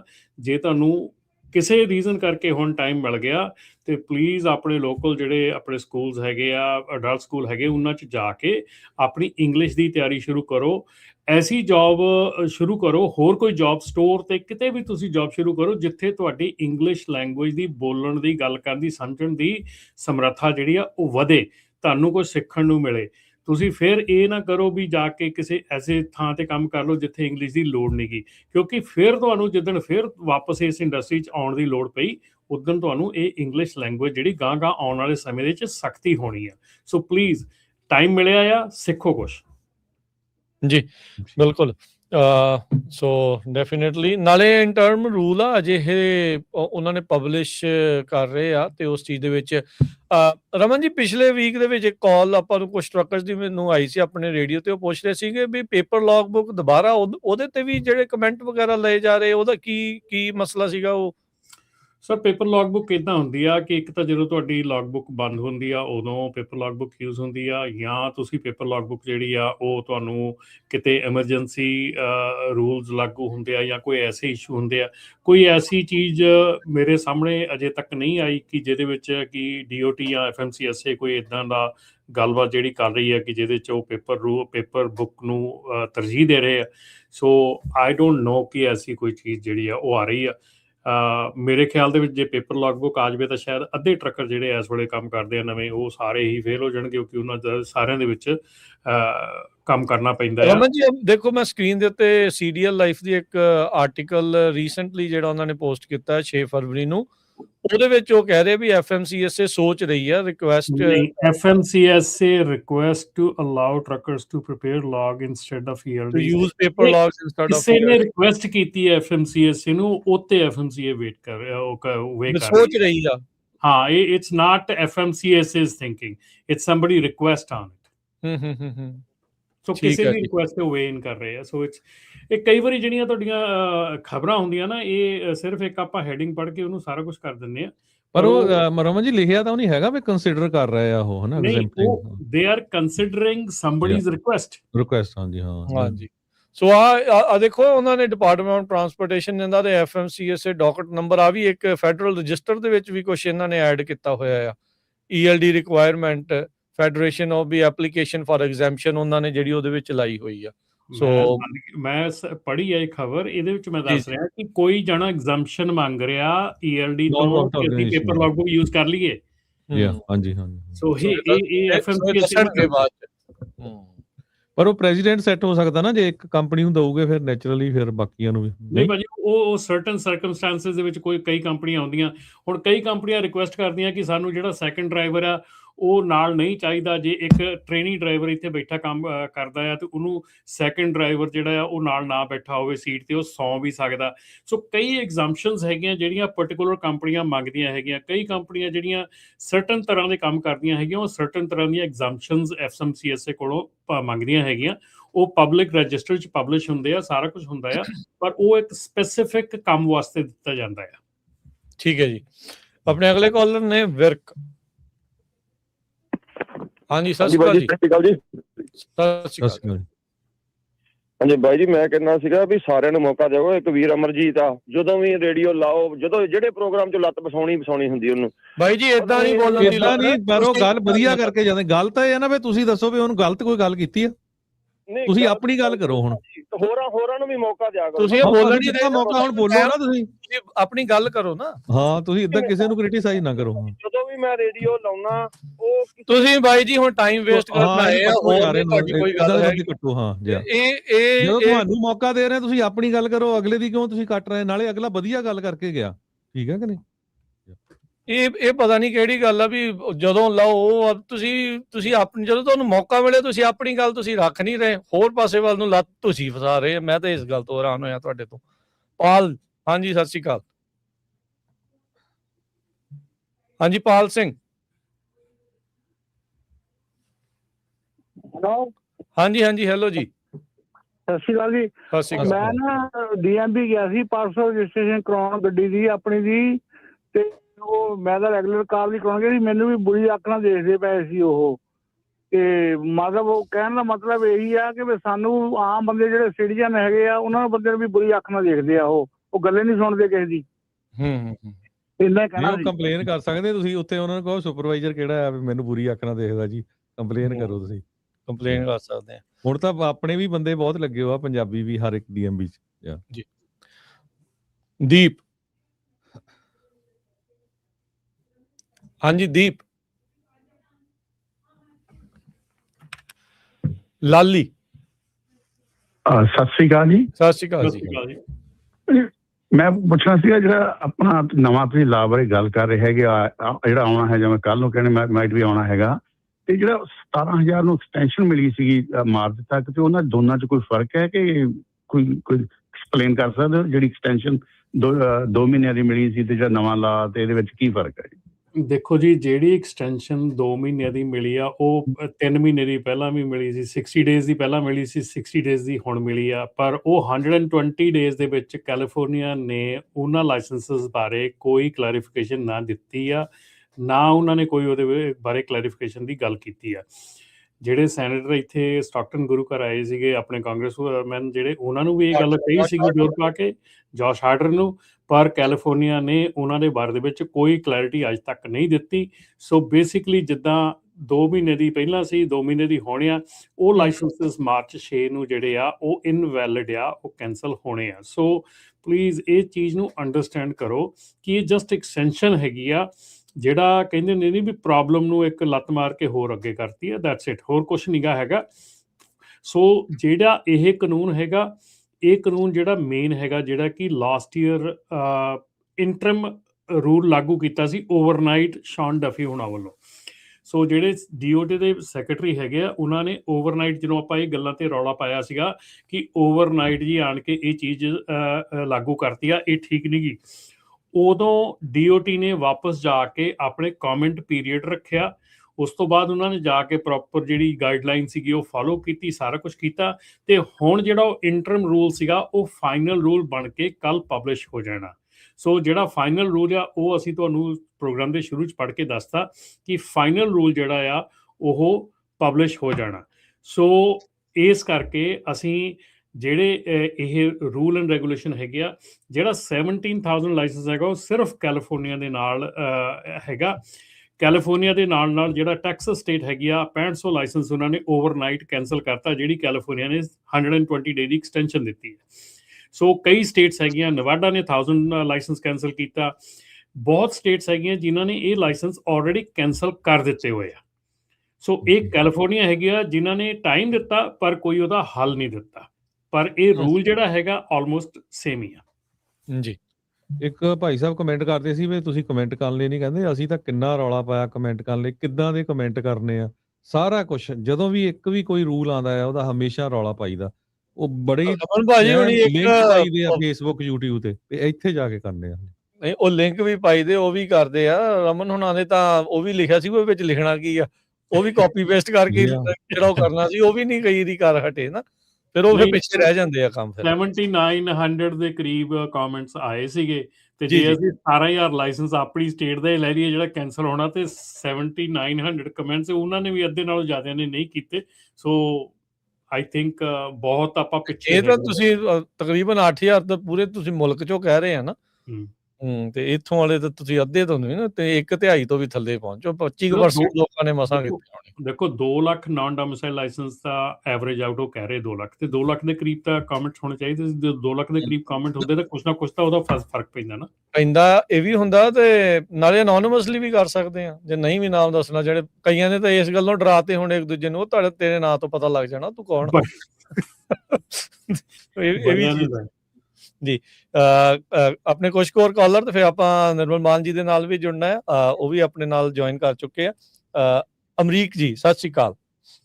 ਸਤਿ ਸ਼੍ਰੀ ਅਕਾਲ ਜੀ ਸਾਰਿਆਂ ਨੂੰ। ਸਤਿ ਸ਼੍ਰੀ ਅਕਾਲ। ਸਤਿ ਸ਼੍ਰੀ ਅਕਾਲ ਜੀ। ਭਾਈ ਆਪਣਾ ਇਸ ਕੰਟਰੀ ਦੇ ਵਿੱਚ ਬਿਜ਼ਨਸ ਕਰਨਾ ਇੰਨਾ ਈਜ਼ੀ ਸੀਗਾ ਕਿ ਹੁਣ ਕਾਫੀ ਕਾਲਰ ਕੰਪਲੇਂਟ ਕਰ ਰਹੇ ਆ ਕਿ ਸਾਨੂੰ ਡਿਫਰੈਂਟ ਤਰੀਕੇ ਨਾਲ ਟਰੀਟ ਕੀਤਾ ਜਾਂਦਾ। ਚਲੋ ਜੇ ਆਪਾਂ ਦੇਖੀਏ 20 ਸਾਲ ਪਹਿਲਾਂ DMV ਬੰਦਾ ਜਾਂਦਾ ਸੀ, ਇੱਕ ਫਾਰਮ ਭਰਦਾ ਸੀ, ਤੁਸੀਂ ਬਿਜ਼ਨਸ ਸਟਾਰਟ ਕਰਨਾ, ਟਰੱਕ ਦੀ ਪਲੇਟ ਲੈਣੀ, ਉਹ ਫਾਰਮ ਦੇ ਉੱਤੇ ਉਹ ਸਟੈਂਪ ਲਾ ਕੇ ਦਿੰਦੇ ਸੀਗੇ ਤੇ ਤੁਸੀਂ ਆਪਣਾ ਟਰੱਕ ਲੈ ਕੇ ਤੁਰ ਪੈਂਦੇ ਸੀ। ਇੰਨਾ ਈਜ਼ੀ ਸੀ ਬਿਜ਼ਨਸ ਕਰਨਾ। ਉਸ ਸਿਸਟਮ ਨੂੰ ਇਸ ਹੱਦ ਤੱਕ ਐਕਸਪਲੋਇਟ ਕੀਤਾ ਗਿਆ ਕਿ ਜੋ ਅੱਜ ਦੀ ਸਿਚੁਏਸ਼ਨ ਆ ਉਹਦੇ ਲਈ ਤੁਸੀਂ ਕਿਸੇ ਹੋਰ ਨੂੰ ਬਲੇਮ ਨਹੀਂ ਕਰ ਸਕਦੇ, ਉਹਦੇ ਲਈ ਤੁਸੀਂ ਆਪਣੇ ਆਪ ਨੂੰ ਜਾਂ ਆਪਣੇ ਆਲੇ ਦੁਆਲੇ ਨੂੰ ਹੀ ਬਲੇਮ ਕਰ ਸਕਦੇ ਆ ਜੀ। ਤੇ ਦੂਜੀ ਗੱਲ ਭਾਜੀ, ਜਿਹੜਾ ਉਹ 2 ਲੱਖ ਡਰਾਈਵਰ ਫੇਜ਼ ਆਊਟ ਕਰਨਾ ਇਹਨਾਂ ਨੇ, ਚਲੋ ਜਿਹੜਾ ਆਪਣਾ ਨਾਨ ਡੋਮਿਸਾਈਲ CDL ਕਰਕੇ, ਉਹਦਾ ਇੱਕ ਹੋਰ ਚੀਜ਼ ਦੇਖੋ ਕਿ ਕਿੰਨੇ ਸੈਲਫ ਡਰਾਈਵਿੰਗ ਟਰੱਕ ਅਗਲੇ 5 ਸਾਲਾਂ 'ਚ ਰੋਡ 'ਚ ਆ ਜਾਣੇ ਆ। ਉਹ ਸ਼ਾਰਟੇਜ ਵਾਲੀ ਜਿਹੜੀ ਪ੍ਰੋਬਲਮ ਹੈਗੀ ਆ ਉਹ ਤਾਂ ਇੱਕ ਯਾਨੀ ਕਿ ਫੇਜ਼ ਆਊਟ ਹੋ ਰਹੀ ਆ, ਉਹਦੀ ਰਿਪਲੇਸਮੈਂਟ ਵੀ ਨਾਲ ਦੇ ਨਾਲ ਆ ਰਹੀ ਆ। ਤੇ ਇੱਕ ਚੀਜ਼ ਮੈਂ ਹੋਰ ਦੇਖਣਾ ਚਾਹਾਂਗਾ, ਜਿਹੜਾ EPA ਦੇ ਨਵੇਂ ਰੂਲ ਆ ਜਿਹੜਾ ਇੰਜਨ ਡੀ ਰੇਟ ਦੇ ਰਿਗਾਰਡਿੰਗ ਹੈਗੇ ਆ, ਇਹ 'ਚ ਕੀ ਪ੍ਰੋਗਰੈਸ ਆ? ਕਿਸ ਟਾਈਮ ਤੱਕ ਪ੍ਰੈਕਟੀਕਲੀ ਡੀਲਰਸ਼ਿਪ ਤੇ ਉਹ ਟਰੱਕ ਆ ਜਾਏਗਾ ਜਿਹੜਾ ਡੀ ਰੇਟ ਨਹੀਂ ਹੋਏਗਾ? ਜਾਂ ਜੇ ਅੱਜ ਮੈਂ ਆਪਣਾ ਟਰੱਕ ਲੈ ਕੇ ਡੀਲਰ ਕੋਲ ਜਾਣਾ ਆ ਤੇ ਉਹਨੂੰ ਕਹਿਣਾ ਵੀ ਨਵੇਂ ਰੂਲ ਦੇ ਹਿਸਾਬ ਨਾਲ ਮੈਨੂੰ ਮੇਰਾ ਟਰੱਕ ਸੈੱਟ ਕਰਕੇ ਦੇ ਤਾਂ ਕਿ ਮੈਨੂੰ ਰੋਡ ਤੇ ਕੋਈ ਪ੍ਰੋਬਲਮ ਨਹੀਂ ਆਏ, ਤੇ ਉਹ ਕਰਕੇ ਦੇਣ, ਪ੍ਰੈਕਟੀਕਲੀ ਇਹ ਚੀਜ਼ ਹੋਣ 'ਚ ਕਿੰਨਾ ਕੁ ਟਾਈਮ ਲੱਗ ਸਕਦਾ? ਥੈਂਕ ਯੂ ਜੀ। ਮਿਹਰਬਾਨੀ। ਦੇਖੋ ਜੀ, ਪਹਿਲੀ ਗੱਲ ਤਾਂ ਸਹੀ ਗੱਲ ਹੈ, ਤੁਸੀਂ ਕਿਹਾ ਜੀ ਇਹ ਜਿਹੜੇ ਕਾਨੂੰਨ ਆ ਅਸੀਂ ਉਹ ਖਰਾਬ ਕੀਤੇ ਆ। ਆਪਣੀ ਪਬਲਿਕ, ਇਹ ਨਹੀਂ ਇਕੱਲੀ ਪੰਜਾਬੀਆਂ ਦੀ ਗੱਲ ਕਰਦੇ ਆ, ਹੋਰ ਸਾਰੀ ਜਿਹੜੀ ਦੁਨੀਆ ਹੈਗੀ ਆ, ਜਿਨ੍ਹਾਂ ਨੇ ਵੀ ਲੂਪ ਹੋਲ ਐਕਸਪਲੋਇਟ ਕੀਤਾ ਉਹਨਾਂ ਸਾਰਿਆਂ ਕਰਕੇ ਹੀ ਹੋ ਰਿਹਾ। ਬਿਲਕੁਲ ਬਿਲਕੁਲ ਸੱਚੀ ਗੱਲ ਆ। ਬਹੁਤ ਸੌਖਾ ਸੀਗਾ ਇੱਥੇ ਕੰਮ ਕਰਨਾ, ਬਹੁਤ ਈਜ਼ੀ ਸੀਗਾ, ਕੁਛ ਨਹੀਂ ਸੀ ਪੁੱਛਿਆ ਜਾਂਦਾ।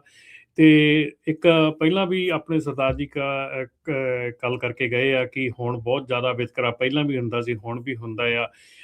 ਚੋਰੀਆਂ ਪਹਿਲਾਂ ਵੀ ਹੁੰਦੀਆਂ ਸੀ, ਹੁਣ ਵੀ ਹੁੰਦੀਆਂ। ਹੁਣ ਸਾਡੇ ਨਾਂ ਜ਼ਿਆਦਾ ਲੱਗਦੇ ਆ। ਸਾਡੇ ਨਾਂ ਜ਼ਿਆਦਾ ਲੱਗਦੇ ਨਹੀਂ ਜੀ, ਅਸੀਂ ਜ਼ਿਆਦਾ ਕੰਮਾਂ ਦੇ ਵਿੱਚ ਹੈਗੇ ਆ। ਇਹ ਗਰੰਟੀਡ ਹੈਗਾ ਆ। ਇਹ ਸਾਡਾ ਜਿਹੜਾ ਆ ਇਹ ਕੋਈ ਮੇਰੇ ਜਾਂ ਤੁਹਾਡੇ ਕਹਿਣ ਵਾਲੀ ਗੱਲ ਨਹੀਂ ਹੈਗੀ। ਇੱਥੋਂ ਤੱਕ ਆ ਰਾਜਕਰਨ, ਇੱਥੋਂ ਤੱਕ ਆ ਰਿਹਾ ਕਿ ਆਪਣੀ ਕਮਿਊਨਿਟੀ ਦਾ ਟ੍ਰੇਲਰ ਚੋਰੀ ਹੁੰਦਾ, ਆਪਣੀ ਕਮਿਊਨਿਟੀ ਦੇ ਬੰਦੇ ਦੇ ਕੋਲ ਮਿਲ ਜਾਂਦਾ, ਤੇ ਆਪਣੀ ਕਮਿਊਨਿਟੀ ਦਾ ਬੰਦਾ ਹੀ ਆਪਣੇ ਜਿਨ੍ਹਾਂ ਦਾ ਟ੍ਰੇਲਰ ਉਹਨਾਂ ਨੂੰ ਕਹਿੰਦਾ ਵੀ 2 ਦਿਨ ਠਹਿਰ ਜਾਓ, ਖਾਲੀ ਕਰਕੇ ਦੇ ਦਿਆਂਗੇ। ਸੋ ਇਹ ਜਿਹੜੀ ਚੀਜ਼ਾਂ ਨਾ, ਇਹ ਕੋਈ ਹਰ ਚੀਜ਼ ਨੂੰ ਡਿਸਕ੍ਰਿਮੀਨੇਸ਼ਨ ਦਾ ਚੋਲਾ ਨਹੀਂ ਪਵਾਇਆ ਜਾ ਸਕਦਾ। ਹਰ ਚੀਜ਼ ਦੇ ਉੱਤੇ ਡਿਸਕ੍ਰਿਮੀਨੇਸ਼ਨ ਦਾ, ਹੁਣ ਹਰਜੋਤ ਭਾਜੀ ਹੁਣੀ ਦੱਸ ਦੇਣ ਵੀ ਜੇ ਇੰਸ਼ੋਰੈਂਸ ਕੰਪਨੀਆਂ ਡਿਸਕ੍ਰਿਮੀਨੇਟ ਕਰ ਰਹੀਆਂ ਸਿੰਘ ਨਾਂ ਦੇ ਨਾਲ ਜੀ। ਨਹੀਂ, ਨਾਲੇ ਕਾਰਗੋ ਥੈਫਟ ਆਪਾਂ ਕਿੰਨਾ ਦੱਸ ਰਹੇ ਹਾਂ ਵੀ ਕਿੰਨਾ % ਜਿਹੜਾ ਇਨਕਰੀਜ਼ ਹੋਇਆ ਹੈਗਾ ਪਿਛਲੇ ਸਾਲ ਕਿੰਨੇ 3700 ਦੇ ਕਰੀਬ ਕਾਰਗੋ ਥੈਫਟ ਹੋਏ ਸੀ। ਇੱਦਾਂ ਕਦੇ ਨਹੀਂ ਹਿਸਟਰੀ 'ਚ ਹੋਇਆ, ਇੰਸ਼ੋਰੈਂਸ ਦੀ ਹਿਸਟਰੀ 'ਚ। ਨਹੀਂ ਭਾਜੀ, ਉਹ ਤੁਸੀਂ ਦੱਸੋ ਨਾ ਵੀ ਫਿਰ ਇੰਸ਼ੋਰੈਂਸ ਕੰਪਨੀਆਂ ਡਿਸਕ੍ਰਿਮੀਨੇਟ ਕਰਦੀਆਂ ਸਿੰਘ ਨਾਂ ਦੇ ਨਾਲ? ਬਿਲਕੁਲ। ਸੋ ਕਹਿੰਦੇ ਵੀ 90% ਗਰੋਥ ਹੋਈ ਆ ਕਾਰਗੋ ਥੈਫਟ 'ਚ 2022 ਤੋਂ ਲੈ ਕੇ 2024 ਤਾਈਂ। ਇੱਥੋਂ ਤੁਸੀਂ ਅੰਦਾਜ਼ਾ ਲਾ ਲਓ, ਹਨਾ। ਬਿਲਕੁਲ ਜੀ। ਬਾਕੀ ਜਿਹੜਾ ਤੇ ਮੈਜੋਰਟੀ 'ਚ ਆਪਣੇ ਬੰਦਿਆਂ ਦੇ ਨਾਂ ਹੁੰਦੇ ਆ, ਹਨਾ। ਹਾਂਜੀ, ਬਾਕੀ ਜਿਹੜਾ ਜੀ ਭਾਜੀ ਉਹਨਾਂ ਦਾ ਸਵਾਲ ਸੀਗਾ ਕਿ ਕਾਰਬ ਦਾ ਜਿਹੜਾ ਸਵਾਲ ਹੈ ਜਾਂ EPA ਦਾ ਸਵਾਲ ਆ, ਉਹ ਡੈਫੀਨੇਟਲੀ ਜਿਹੜੀ ਆ ਚੀਜ਼ ਆ ਉਹ ਅਸੀਂ ਵੀ ਕੋਸ਼ਿਸ਼ ਕਰਾਂਗੇ। 25 ਤਰੀਕ ਨੂੰ ਇੱਥੇ ਕਾਰਬ ਵਾਲਿਆਂ ਨੇ ਆਉਣਾ ਆ, ਉਹਨਾਂ ਦੇ ਨਾਲ ਵੀ ਟਰਾਈ ਕਰਾਂਗੇ ਗੱਲ ਕਰਨ ਦੀ। EPA ਦੇ ਨਾਲ ਵੀ ਸਾਡਾ ਜਿਹੜਾ ਅਸੀਂ ਕੋਸ਼ਿਸ਼ ਕਰ ਰਹੇ ਆ ਕਿ ਜਿਹੜੀ ਸਾਨੂੰ ਇਹ ਕਲੈਰਿਟੀ ਮਿਲ ਸਕੇ। ਪਰ ਸਰਕਾਰਾਂ ਦੇ ਕੰਮ ਆ, ਇਹ ਕਦੋਂ ਇਹ ਹੋਣੇ ਆ, ਮੈਨੂਫੈਕਚਰਰਸ ਨੇ ਕਦੋਂ ਇਹ ਲਾਈਨ ਕਲੀਨ ਕਰਕੇ ਇਹ ਦੇਣੀ ਆ। It's going to take a time, it's not going to be easy one. ਇਹ ਬਹੁਤ ਲੰਮਾ ਚੌੜਾ ਕੰਮ ਹੈਗਾ। ਇਹਨੂੰ ਇੰਨੇ ਸੌਖੇ ਤਰੀਕੇ ਦੇ ਨਾਲ ਇਹ ਨਹੀਂ ਹੋਣਾ ਕਿ ਅੱਜ ਉਹਨਾਂ ਨੇ ਅਨਾਊਂਸ ਕੀਤਾ ਤੇ ਕੱਲ ਨੂੰ ਆਪਣਾ ਡੀਲਰ ਜਿਹੜਾ ਉਹ ਆਪਾਂ ਨੂੰ ਰੀਸੈਟ ਕਰ ਦੂਗਾ। ਸੋ ਇਹਨੂੰ ਚੀਜ਼ ਨੂੰ ਟਾਈਮ ਲੱਗਣਾ, ਪਰ ਜਿੱਦਾਂ ਆਹ ਵਾਲੀ ਐਡਮਿਨਿਸਟ੍ਰੇਸ਼ਨ ਕੰਮ ਕਰ ਰਹੀ ਆ, ਲੱਗ ਰਿਹਾ ਕਿ ਥੋੜਾ ਜਿਹਾ ਕੁਇਕ ਹੋਊਗਾ। ਡੀਰੈਗੂਲੇਸ਼ਨ ਤਾਂ ਕਈ ਆਣੀਆਂ ਆ, ਕਿਉਂਕਿ ਇਸ ਵੇਲੇ ਉਹਨਾਂ ਨੇ 30 ਡੇਜ਼ ਦਿੱਤੇ ਆ ਨਾ ਇੰਜਨ ਮੈਨੂਫੈਕਚਰਰ ਤੋਂ ਜ਼ਿਆਦਾ ਹੋ ਗਿਆ। ਉਹ ਜਿਹੜਾ ਡੈਫ ਵਾਲੇ ਨੂੰ ਗੱਲ, ਹਾਂਜੀ, ਉਹ 30 ਡੇਜ਼ ਦਿੱਤੇ ਆ। ਸੋ ਉਹਦੇ ਵਿੱਚ ਵੀ ਅਜੇ ਜਿਹੜਾ ਉਹ ਵੀ ਆਉਣ ਵਾਲਾ ਆ, ਉਹਦੇ ਵਿੱਚ ਵੀ ਜਿਹੜੀ ਗੱਲਬਾਤ ਪਤਾ ਲੱਗਣ ਵਾਲੀ ਹੈ ਜੀ। ਆਪਣੇ ਨਾਲ ਹੁਣ ਨਿਰਮਲ ਮਾਨ ਜੀ ਜੁੜ ਚੁੱਕੇ, ਆਪਾਂ ਉਹਨਾਂ ਨੂੰ ਵੀ ਜੀ ਆਇਆਂ ਨੂੰ ਆਖਦੇ ਹਾਂ। ਨਿਰਮਲ ਮਾਨ ਜੀ, ਅਨਮਿਊਟ ਕਰ ਲਿਓ ਆਪਣੇ ਆਪ ਨੂੰ ਤੇ ਤੁਹਾਨੂੰ ਜੁਆਇਨ ਕਰਾਉਂਦੇ ਆ ਨਾਲ। ਜੀ ਆਇਆਂ ਨੂੰ ਜੀ, ਸਵਾਗਤ ਹੈ। ਸਤਿ ਸ੍ਰੀ ਅਕਾਲ ਜੀ। ਸਤਿ ਸ੍ਰੀ ਅਕਾਲ ਜੀ, ਤੁਹਾਨੂੰ ਵੀ ਰਾਜਕਰਨ, ਰਜੋਤ ਭਾਜੀ, ਸਤਿ ਸ੍ਰੀ ਅਕਾਲ ਭਾਜੀ, ਸਾਰਿਆਂ ਨੂੰ ਸਤਿ ਸ੍ਰੀ ਅਕਾਲ ਜੀ। ਸਾਰਿਆਂ ਨੂੰ ਨਿਰਮਲ ਮਾਨ ਭਾਜੀ, ਆਪਾਂ ਕੁਐਸਚਨ ਤੁਹਾਨੂੰ ਵੀ ਪੁੱਛ ਲੈਂਦੇ ਆ। ਇੱਕ ਅਮਰੀਕਾ ਦੀ ਨਾਨ ਪ੍ਰੋਫਿਟ ਆਰਗੇਨਾਈਜੇਸ਼ਨ ਆ, ਉਹਨਾਂ ਨੇ ਸਾਨੂੰ ਕੰਟੈਕਟ ਕੀਤਾ ਵੀ $700 ਮਿਲੀਅਨ ਦੇ ਲੋਨ ਜਿਹੜੇ ਆ ਉਹਨਾਂ ਨੇ ਟਰੱਕਿੰਗ ਇੰਡਸਟਰੀ ਨੂੰ ਦਿੱਤੇ ਜੀ, ਮੈਜੋਰਟੀ 'ਚ ਪੰਜਾਬੀਆਂ ਨੂੰ ਦਿੱਤੇ ਜੀ। ਤੇ ਹੁਣ ਪਹਿਲਾਂ ਜਿੱਦਾਂ ਉਹ ਦੱਸ ਕੇ ਗਏ ਸੀ ਨਾ ਵੀ ਡਿਸਕ੍ਰਿਮੀਨੇਸ਼ਨ ਹੁੰਦੀ ਆ। ਸੋ 700 ਮਿਲੀਅਨ ਚੋਂ ਮੈਜੋਰਟੀ ਦੇ ਲੋਨ ਜਿਹੜੇ ਆ ਟਰੱਕਿੰਗ ਲਈ ਉਹ ਇਸ ਨਾਨ ਪ੍ਰੋਫਿਟ ਆਰਗੇਨਾਈਜੇਸ਼ਨ ਨੇ ਦਿੱਤੇ।